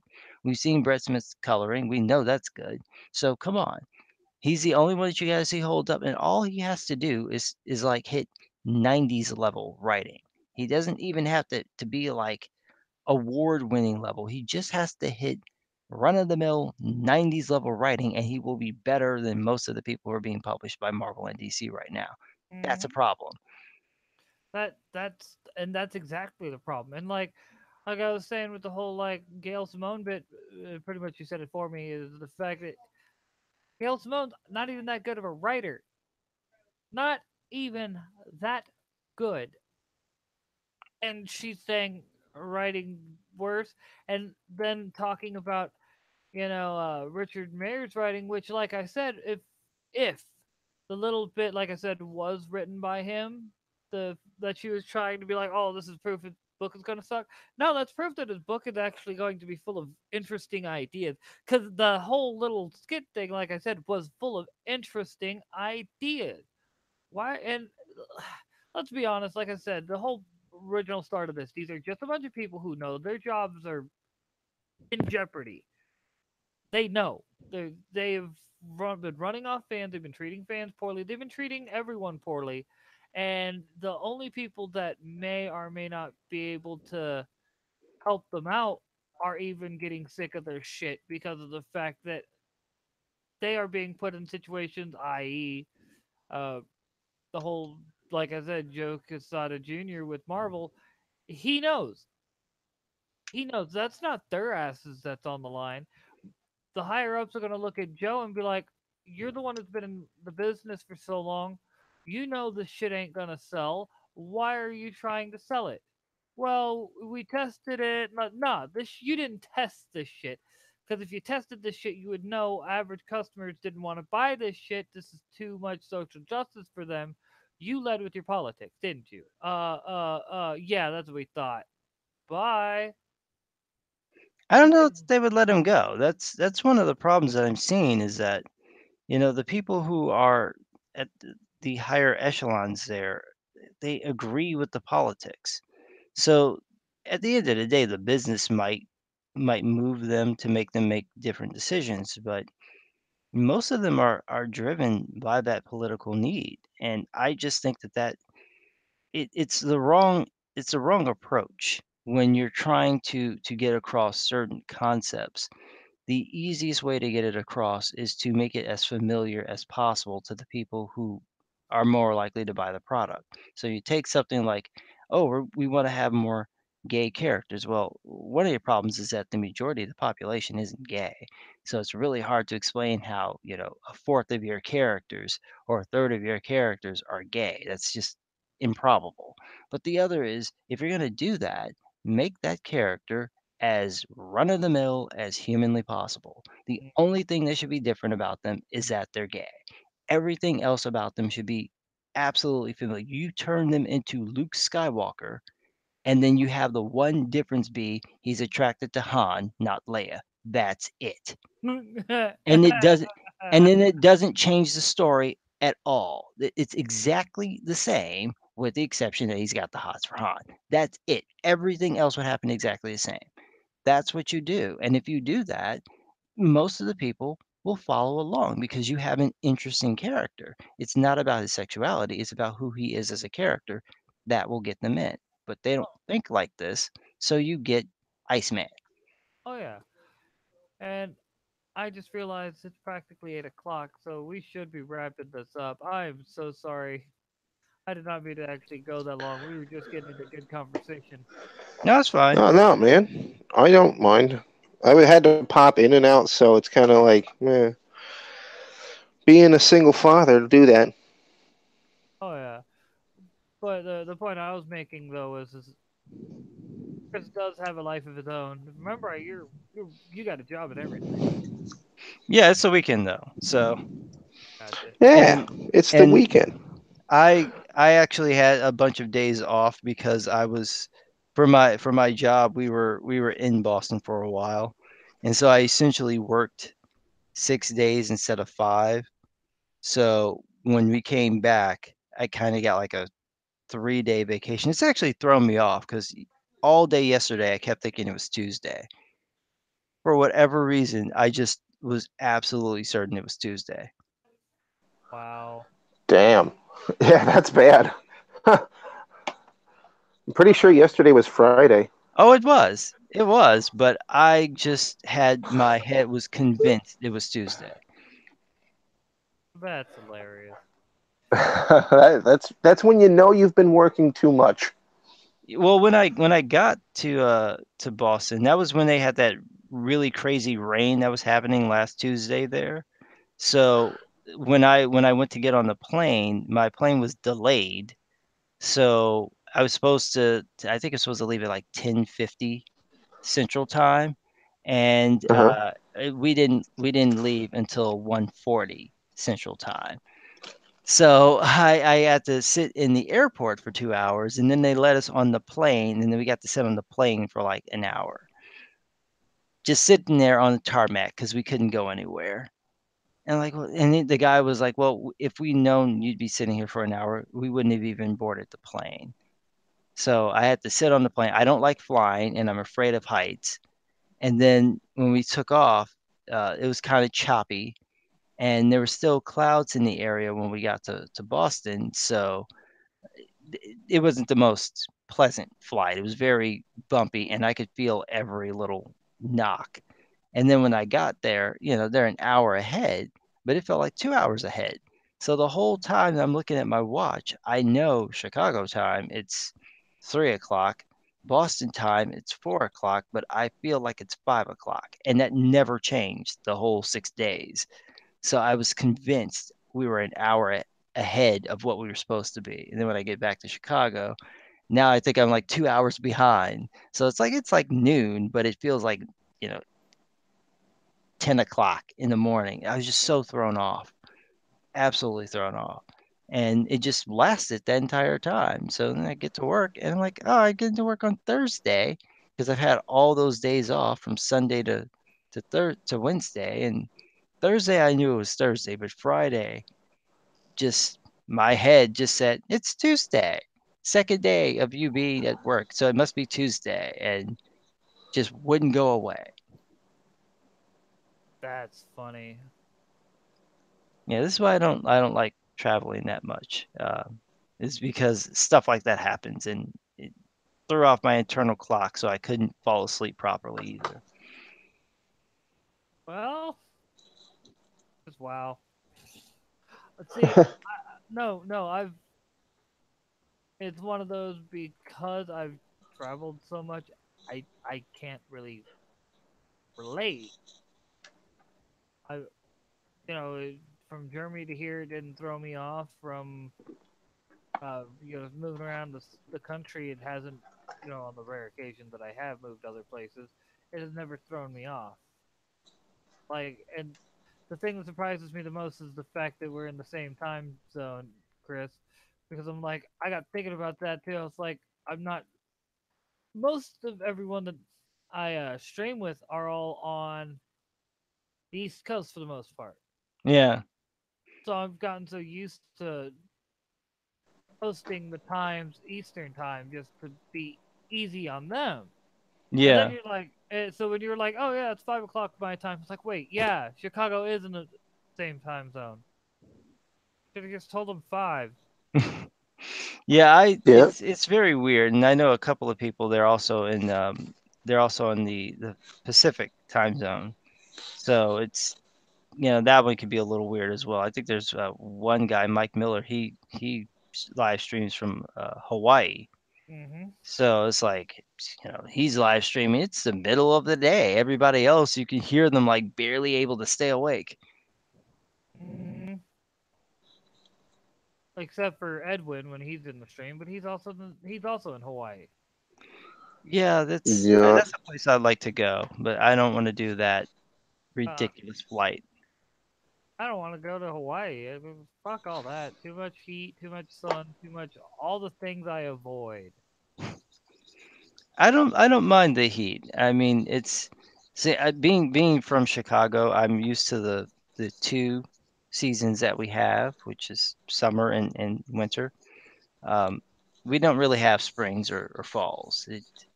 The leaves change colors and flowers bloom, but there's no spring or fall. It's hot or it's cold. And I'm used to that, but I don't really like the cold that much. So I would like to go somewhere that's warm. I just don't want to do the long flight. So I'd like to go to Hawaii. I'd like to go to Japan. I'd like to go to New Zealand so I can visit Hobbiton, but that's an 18-hour long flight. That's a long time.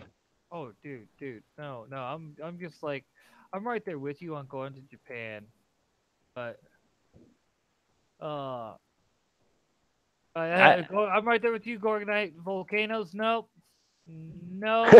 Volcanoes. No. There's. I'm sorry, but there are a few things that there's nothing we can do. That is pretty much Mother Nature looking at us like, oh, you think you got me tamed, huh? Well, guess again, bitch. And volcanoes are part of that. Volcanoes are like, ha ha ha ha ha ha. You think you have nothing to fear? I will put the fear in you. Yeah, volcanoes are not on my to visit list, but you know, the country looks so nice, right? It's just the general look of the area. Just when I say country, I don't mean like the country of Hawaii or the country. It's just the environment itself is Yeah. something that I want to see with my eyes. Like people were asking me, "Did you take pictures of Boston?" No, I want to go there and look at it with my eyes. I don't want to shoot it with a camera. Like that's the whole point of being in the place is to be there. So I'll have a pretty good memory. I want to see it. So it's like that's what I want to do is I want to see it for myself and experience it. It's just it's a long Yeah. flight. No, Like I completely understand that.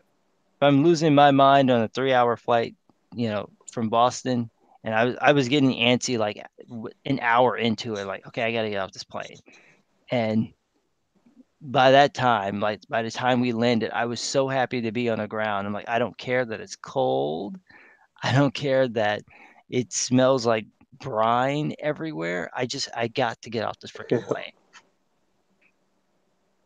The airport is like right. It's on one of the little sort of islands that they have over there. So it's kind of by itself, and you're right by the ocean. So all that sort of sea smell is just coming in, and yeah, you could smell the sort of brinish stuff in the air. I'm like, okay, just that's nasty, but all right, I can deal with it. I'm at least on the ground.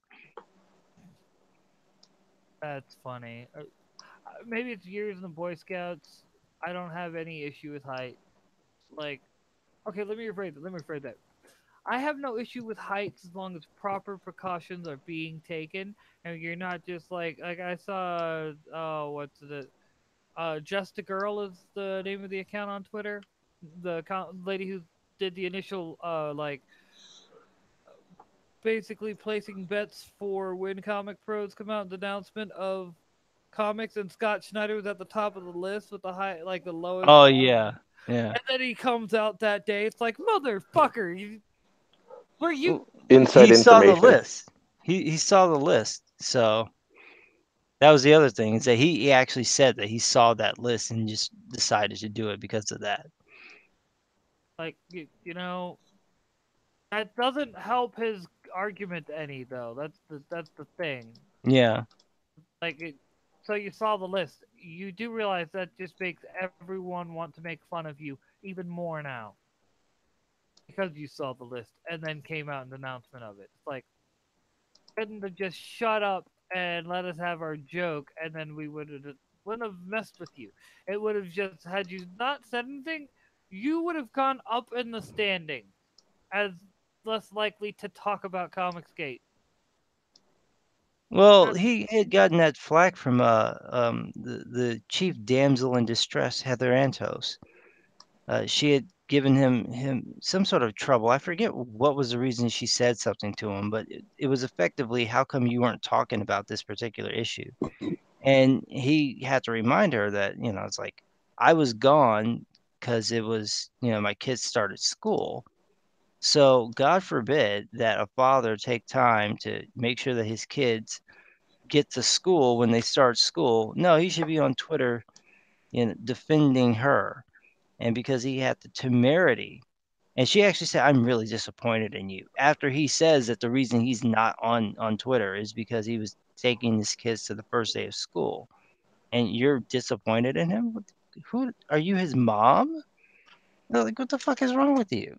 Yeah, well, let's just be honest. Heather Antos is there's a reason why nobody likes her at this point, and she can sit there and be like, I guess you'd say use the whole "cum dumpster" comment for pity to the point where anyone who at this point who still gives her pity, it's not even real pity. It's oh god. Yes, Heather, I understand. It was horrible. I know, Heather. Yes, I know. And if Oh, that's really the worst thing you've ever been called in your life, you really haven't been living. oh, dude, no. I went the whole Tariq Nasheed video I keep referencing. I finally got my first fucking time being called a white supremacist on that video. I'm like, haha! It took forever. They finally called me it. Where's my merit badge? I just love how sensitive they get. It's like, well, I'd never. Yes, you have. You guys do it all the time. You've seen this before. You're just mad that you're the one who's on the receiving end. Mm-hmm.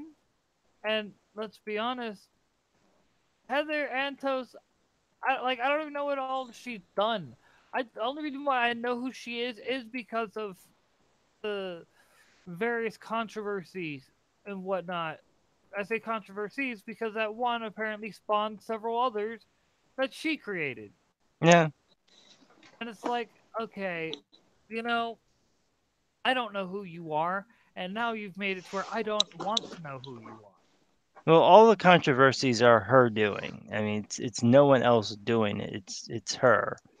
She started it, and what happened was people commented on how ridiculous it was that she got sensitive about, you know, six, salty tweets. Well, go about your day.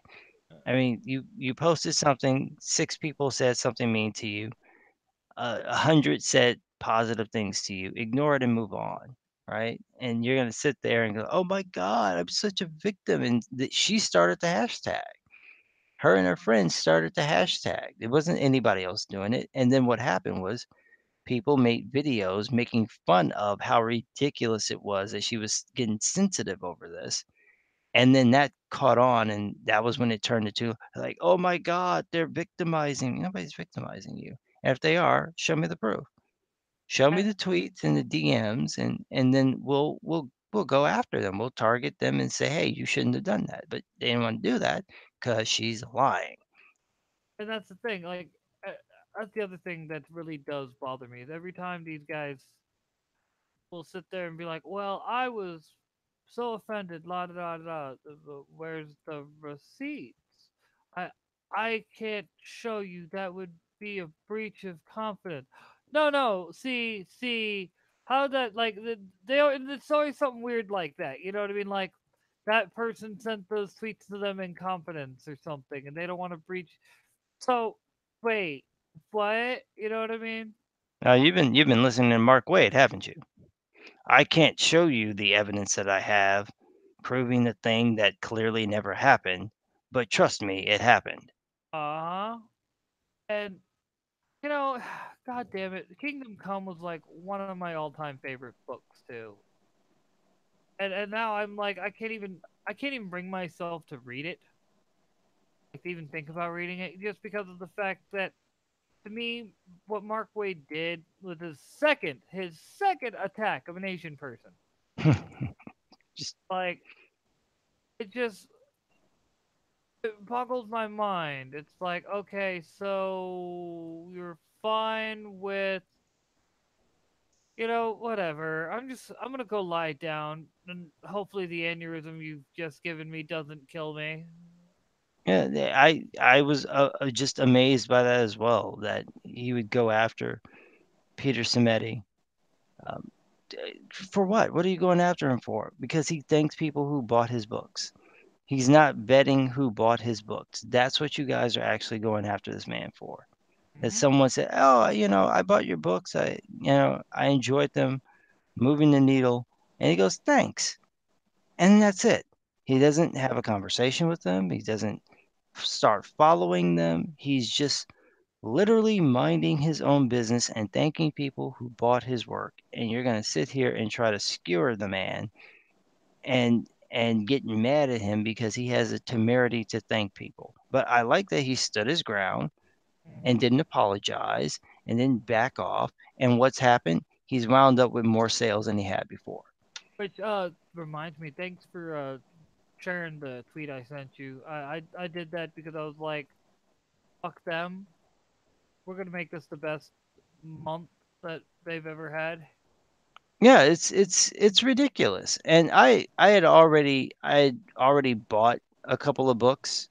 I'm just waiting for the other ones to come out, and then I found out that the guy's doing a crowdfunding for the trade. I'm like, son of a bitch, I'm already 4 issues in. like, like no, You're talking like about the Wicked Righteous.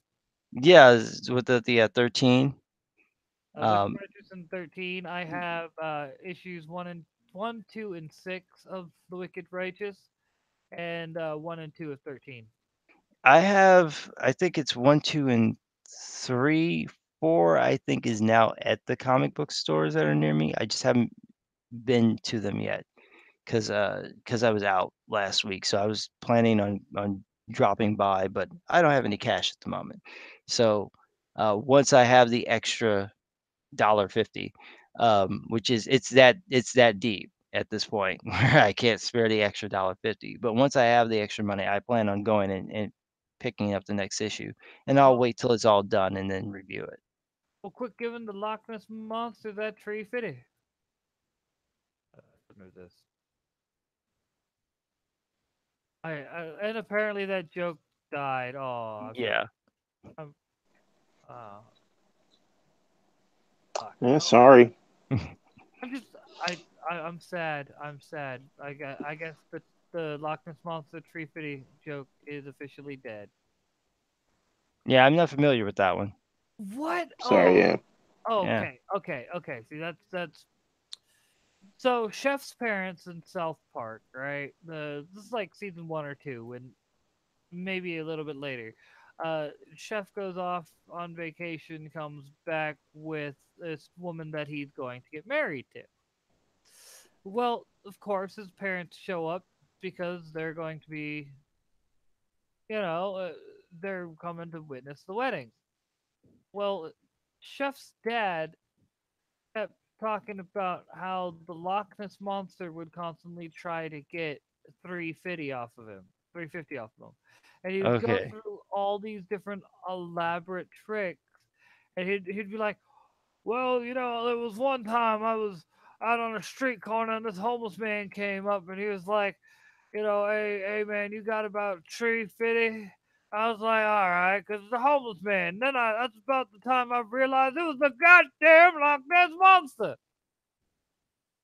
I haven't seen the first season in South Park since it came out. So yeah, that was gonna completely go over my head. Aw. Yeah, I think you're a little late. Are you kidding me? That joke's still hilarious. I don't care. Judge Mm. me. Judge me. I don't care. Oh, we're not judging. I'm just saying it's been a Because while. I mean, I haven't watched television in a while. So, I mean, an old South Park reference. I mean, we were just talking about Captain Marvel. I mean, what's the latest South Park that we all saw? They just started their new season actually. This Wednesday. I watched the episode yesterday, I think, Hmm. or Thursday, I think. Yeah, they just started, and what happens? Like Cartman was cheating off of Token's exam, and he comes up with this like elaborate reason that Tokens changed his answers after he let Cartman cheat off of him, so that Cartman failed the test, but Token passes. And he thinks that it's because Token is trying to hide the fact that he hated Black Panther, and he doesn't want anyone to know because he's black. So it's really this elaborate joke for the guys to basically throw shade at Black Panther for being a crappy movie in their estimation. So that's what they're just using Cartman to say it, and it's just hilarious because he keeps breaking down all the flaws in the film as he's sort of trying to convince Token to come forward with that he didn't like the film. I, That's pretty good then. I have to see this now. That shit And has my attention. it's also mixed in with some commentary on school shootings. So the running gag in the show is that there are all these school shootings happening at the school, and the only one who's like lost their mind about it is Stan's mom. Everybody else is just sort of like, it's okay. And so Stan's dad is like, she must be on her period because that's the only reason why she would be losing her mind over these school shootings. That's actually even funnier to me. Yeah, it's a pretty decent episode. It's not the best, but it's a good opener. Like, I stand by some of the best South Park episodes in my eyes have been like that I've seen anyway. Is shit like, oh god, I love the Cthulhu episodes. Love the Cthulhu episodes. They are great. But Well, my favorite season was a season from a couple of years ago where they just hit the SJWs rock hard, and these folks did not know what to do that entire season. They were just losing their minds because South Park would not relent. And it just drove them nuts. They didn't know what to do. I'm half tempted to ask, what did they do? Basically, they just roasted them. They had the principal gets replaced with the PC principal who comes I in. knew about that. I knew about that. Yeah, and then they actually had like a little musical bit about people being censored, and then they have a like a guy like does this awesome rant about censorship. So they just really just hammered home all the insanity of the far left. And had it not been for the election, they probably would have continued to do that. Then the election happened, and then they had to go through all their trouble of avoiding talking about Donald Trump because they didn't want to talk about him.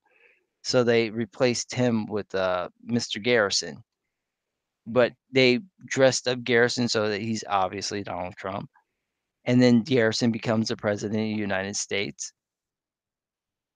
So that was like the last season was dealing with the fact that Garrison was the president of the United States and just the dumb decisions that he makes as a result. Um, interspersed with other commentary on like pop culture at the time, and and then they also had this thing that they had done where Cartman had turned over a new leaf and he was sort of a good guy. I saw that. That was like the first or second episode. Yeah, and like that whole little story arc with him and his girlfriend was just brilliant.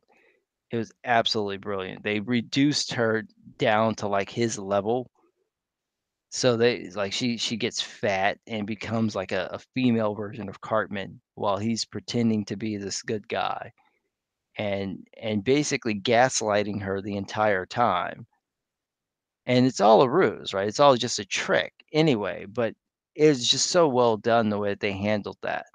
And she hasn't popped up in this season, so I don't know if they're gonna come back to it yet, but, I mean, they're only 1 episode in. Oh God. See, that's I'm that's why those guys are like prime example. They got an award recently for some basically the humanity type deal. Yeah, Yeah. And they came out at the end, something that normally gets given to far lefties, if you will. yeah, And they come out at the end of during their speech for the acceptance of it, and they're like, "Oh, and by the way, we're Republicans." And yeah. end speech right there, and it's like you you have to be like, wait, no, this is these guys are very well known to be libertarians, and so these jackasses sat there losing their minds, head exploding because they didn't stop to think that it's Trey Parker and Matt Stone. I mean, it's obvious in the fact that they're the way that they target the left, that they're not exactly on the left, right? They have very clearly liberal leanings, but their politics are not exactly what you might expect. But it's also a testament to good satire that they're willing to satirize both sides. Mhm. And they're not gonna dance around it. What they're doing with Garrison as Trump was like that was hard hitting. That was not they weren't pussyfooting around it. And it's the same as what they do to the left. It's like when someone gets, caught up in their little graw, they're like, "All right, we're gonna take you to task," and just devastates them. And they have no hesitation in doing it. But if you can't make fun of yourself, you really Uh-huh. shouldn't be making fun of other people. Well, and the thing is like they've come out on, like I said, on several occasions saying they're libertarian, they're not Republican or Democrat. I think So that was just a troll, to be honest, that they were just really, trolling them just to mess with them. well, that's what I'm saying. So them saying we're Republican is just them being trolled. They're like, no one's going to do the research. They're just going to take us for or take what we said, I should say, at face value, and they're going to run with it. We could say pretty much we are Republican gay lovers, and they would be the most confused and run with it for a week, 2 weeks, a month. And then at the end, would we go, you guys are still talking about that? You do realize that was a joke. And they just feel like, but it can't be a joke. Why would you joke about something like that? Yeah, I Really? love that. I love that. Lauren Southern did that to someone where she was having a debate with someone who was like on the far left, and just to stop the woman, she's like, "Well, I identify as a man." And the woman was like, "Wait, what? What? Wait, what? Yes. Wait, are you serious?" She's like, "Yeah, I had my identity changed, so I identify as a man." And it's like it's Lauren Southern. I mean, she's got the chesticles right there in the woman's face. It's obvious she's a woman. And Mhm. this woman she just had to stop and go, you could see her brain couldn't handle it. She couldn't deal with it because it's like, if you're gonna say you're a man, at least look like a man, right? Like, you could tell, she's like, "But you're a woman, and I know you're a woman, but I must obey. I must call you he." She couldn't do it. She just couldn't do it. She just stood there stuttering, absolutely floored it. It was brilliant. Uh-huh. And it's always fun when you use their rule book against them. They just freak the fuck out and pretty much just they don't know what to do. Their screeching autistically won't help them at this moment, and they know it. They can't be like, that offends me. Re. Wait, you identify as a man? Yeah, Uh, just I I blew I their minds. I don't know. I I I just assumed your gender, but you're one of them. But you I ah!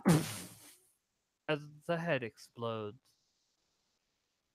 Yeah, it was really fun. So I enjoy when those things happen, and I'm hoping that this season of South Park is pretty good. The last season was a little iffy.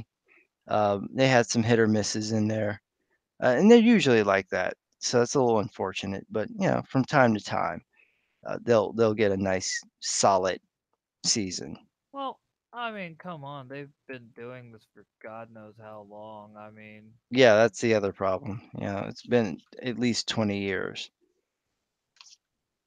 yeah, I mean, What? South Park's been around for 20 years? Yeah, they've been around for a long time. they've earned their the ability to make fun of just about anybody at this point. It just reminds you of how old you are, Right? because it's like it's 20 years. That's like if you had a child at that time, they're now an adult. So Uh, but it's it's ridiculous, and really, it just like you said, it goes to show. It's why when the joke originally started about me doing the whole Bob Jones thing. It's why I was like, you know what, why not? And that's also why I'm starting to cover a bit of news. I'm still debating, but I'm really thinking about doing straight up my comic bit mixed with news and whatnot to break it up. This way I can pitch more Indiegogos and whatnot. But at the same time, by talking about the news, it allows me to do more satirical jokes.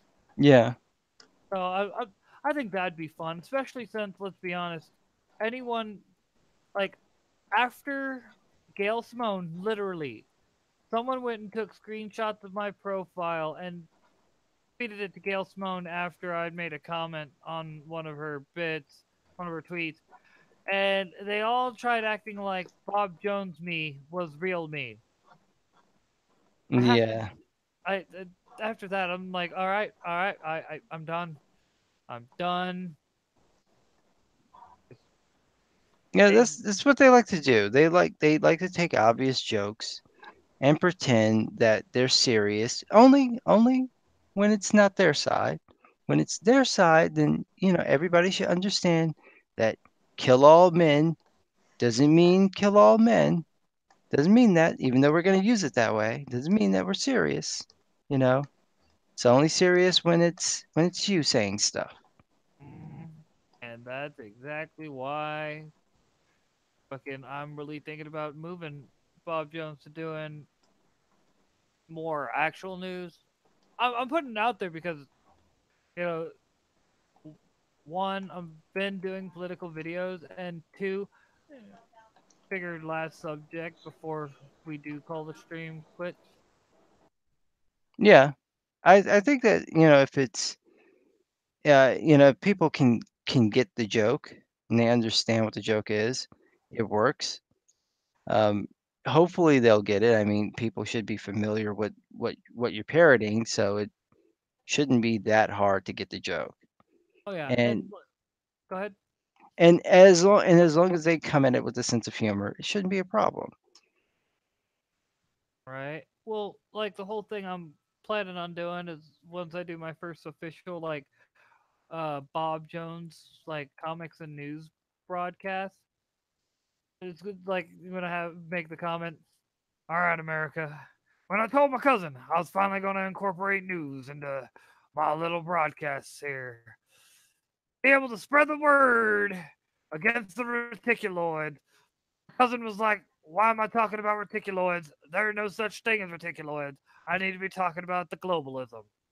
Only thing is, everyone knows about the globalism. Nobody knows about the reticuloids. See, eh, I think that would it give me the opportunity to every now and then make fun of him by talking about the globalists, but use globalism as more like if you will, a passing joke, not a full fledged like that's what I'm actually against.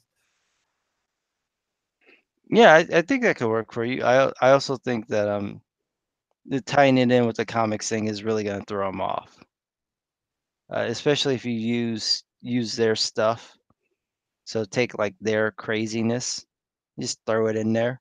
Then Hmm. they're really not gonna know what to do, and that'll actually help. That'll actually sort of like help with the humor on our end. We'll get the jokes. We'll get the in jokes, and they'll just be pissed, and Hmm. that'll make it even funnier. Well, that's kind of the whole point. Is to I'm trying to get it to where we get to have some fun at their expense, but not mean fun because I do admit I'll be the first one to admit I don't like me being mean spirited to anybody, and I because of that I try not to tolerate. It doesn't matter if you agree with someone or not. I won't tolerate you being a dick to someone. You know what I mean? Yeah. Doesn't Well matter. said. It doesn't matter what side of the politics they're on. Being a dick to somebody is not cool. And Yeah, so, and don't forget you've got your I'm your ninja on that, so I'll help you out whenever you need it right? And like I said, in the field commentary. oh That's what yeah, ninjas do. right.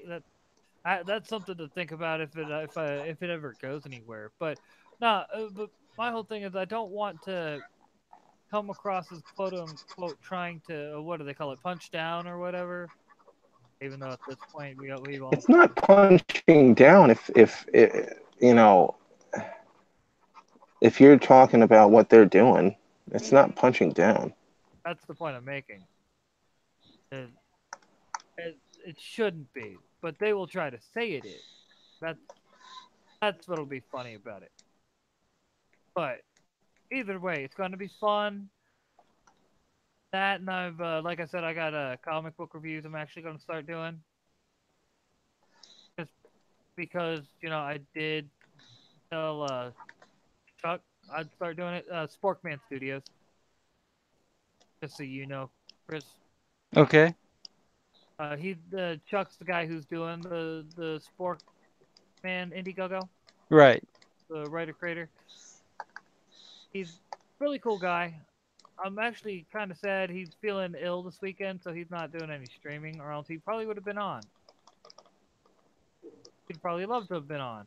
Well, it's going around, so I'm not surprised. It's that time of year where people get sick. I was lucky enough to get sick earlier in the month, so I wasn't sick last week because I really would have been miserable traveling and sick. And let's be honest, you wanted to go to Boston, so it was No, missing. I really didn't actually. I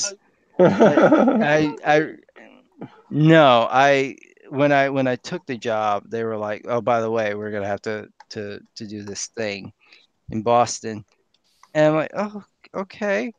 So that's it's months off. I don't have to think about it. And then as it gets closer, it's like, yeah, I gotta leave my apartment with my crazy ass neighbors for like a week, and I don't know whether or not these people are gonna try anything when I'm not here.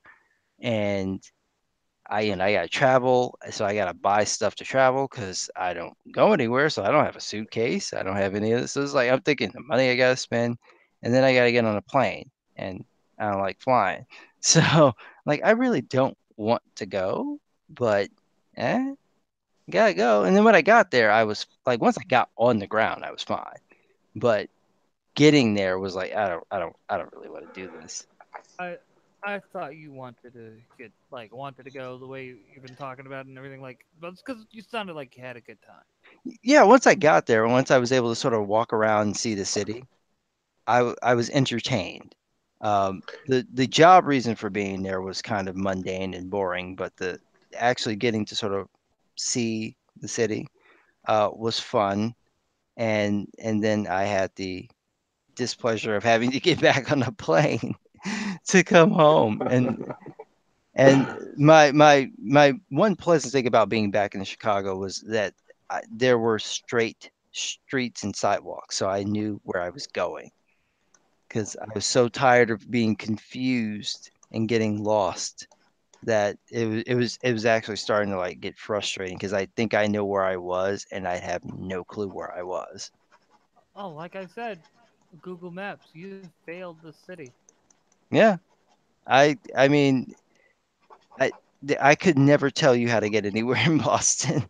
And usually it doesn't take me that long to figure out like a path, but I mean, I could tell you how to get from the piers into downtown. I can do that, but I can't tell you anything else. I don't know how to get anywhere else in Boston. Well, that's not true.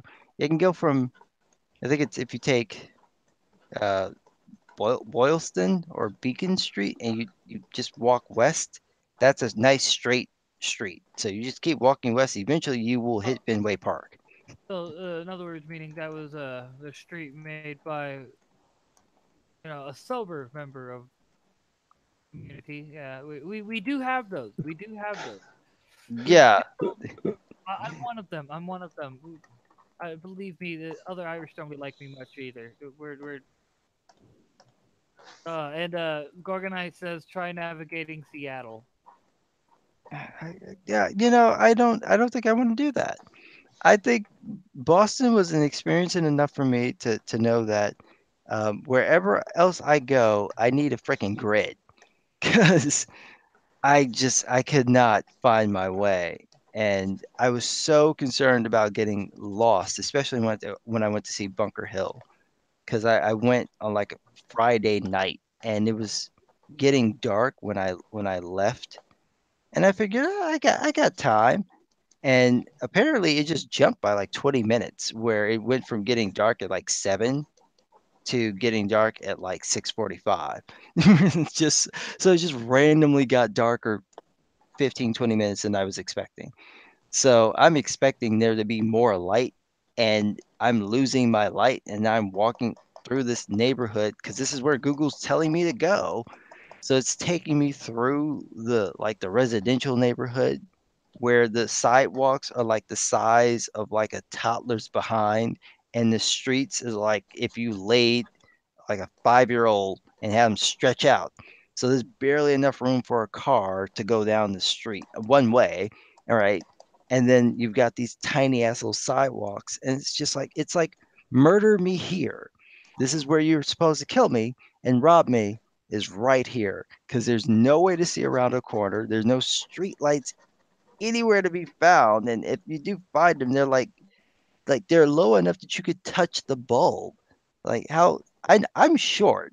right? I'm like 5'7", so if I could touch this thing, no normal human should be able to touch a street light. They should be much higher so that you can actually see around you, not so I can fiddle with the light myself. So I was just, and they're like blocks are just nothing. There's just darkness. And it's like I'm waiting for Jack the Ripper to just pop out and just rob me. And then I got that feeling that maybe I shouldn't be in this neighborhood. Right? Like I don't know if it's because I'm black or I'm out of town and it just seems like I don't belong here, but I don't think I should be here. And Yeah. Google's like, well, this is how you get to Bunker Hill, bitch. So it's just like, okay. And then I've walked up this long ass hill, and then all it is an obelisk and a building and grass. And like that's it. You don't want cannons or, some graves or show me something. Like Well, I've seen an obelisk before. This is it. yeah, don't you have one in New York City actually? Like, Well, I'm in Chicago, so I don't. uh, We. don't ask me. I had a stupid moment. Sorry. Oh, it's okay, but I think there is one here. I can't remember where it is, but I think there. But we have like random monuments to just stuff, right? And like I don't know what it's for. It's just here. But I think I've seen an obelisk before. I'm not impressed by this, s- phallic stone standing, and it's not even a large one at that. I mean, it's like 30 feet tall. Oh, whoop de fucking do. Like it's that Uh, that's it. the That's it. Obama monument was bigger. Yeah, and I was like I got up there, I walked up the steps, and I was walking closer and I was thinking maybe there's just like more hill that I can't see, basically. So it's gonna be much larger than I'm thinking it is. And then I get up there and like there's the fucking guy on the horse, and there's a statue, and I'm like, this is it. First of all, you said that the park was closed. There's nothing stopping me from getting in here. So the park is closed in the sense that you shouldn't be there. Not like there's a gate to stop you from walking in, right? So I was like, I just walked right in, and like that's it. I can like this is what I came here for. I Apparently, Let me just go back to the hotel. So I just turned around and walked back to the hotel, and then I'm like, let me take a less convoluted route. So I found like a street. I think it was Washington, and I was able to walk on that to like stay as much in a straight line as possible. It does when you go across the rickety bridge that had me convinced I was gonna fall into the water. Okay. And there were like people fishing at night because I guess the fish can't see what you're doing to them. So they're guys like with the fishing poles on there, and I'm walking across this thing that's shaking every time cars go across it. I'm like, yeah, I gotta get off this bridge. And I get off the bridge, and then as soon as I get off the bridge, it's like one of those like 8 diagonal streets that intersect. And I'm like, well, which one's fucking Washington? yeah, Because I weren't you can't. dealing with intersectional feminism? Seriously. And I had to cross like 2 streets to get to the street I want to get to. And then I started walking down that, and it just starts curving and waving and curving. I'm like, you know what? I'm just gonna stay on this side. Eventually, I'm gonna get near the water and I'll be able to smell the ocean and I'll know where I am. Eventually, that's got to happen because I know this thing doesn't wind back around. It can't. So eventually, I'm gonna get into the downtown area and I'll be able to figure out where I am. But I am not looking at my phone again. I'm done. Like, fuck you, Google. I walked 20 minutes out of my way. There was a much faster way to get there because when I walked back, it took me 30 minutes, but it took me an hour to get there because of fucking Google. So, like, I'm done. I want to go home and just sit down. So then I got back to the hotel and watched Forge and Fire. That was all that happened. Nothing wrong with watching Fortune Fire. Yeah. Gorgonite asked, was there a monument to the Boston Tea Party? There is a ship that's on one of these bridges that you can cross at the harbor. on one of the harbors, and I think it's like $15-$20, so you can go in and look at the water where they dropped. I'm not joking. You can look at the water where they dropped the tea, like, oh fuck, it's water. I've never seen that before. Let me look at the water where they dropped the tea, because it's so special. It's like that's it. So that was also unimpressive. I didn't pay the money to see it. I just saw the boat where you could go to look at the water. Um, I'm that you're already looking at it. That's the thing. To cross the bridge, you're looking at the water. I'm gonna pay you to look at what I can see for free. right. And Right. real quick, sorry, Gorgonite. I'm really sorry. I didn't realize it wasn't until you said something that I feel embarrassed. I called Brett McGowan, the writer creator of Maeve, another comic that's coming out. His Indiegogo is going to be going up here soon. Yeah, that's kind of embarrassing. And I've been on a stream with him. I should know better. It happens. But all right, I figure we're going to time to give the closing pitches. Ninja may be dealing with kids, so it may just be you and I doing closing pitches. Oh, No, I'm here. I'm here. all right. I'll let you go first, Ninja. All right.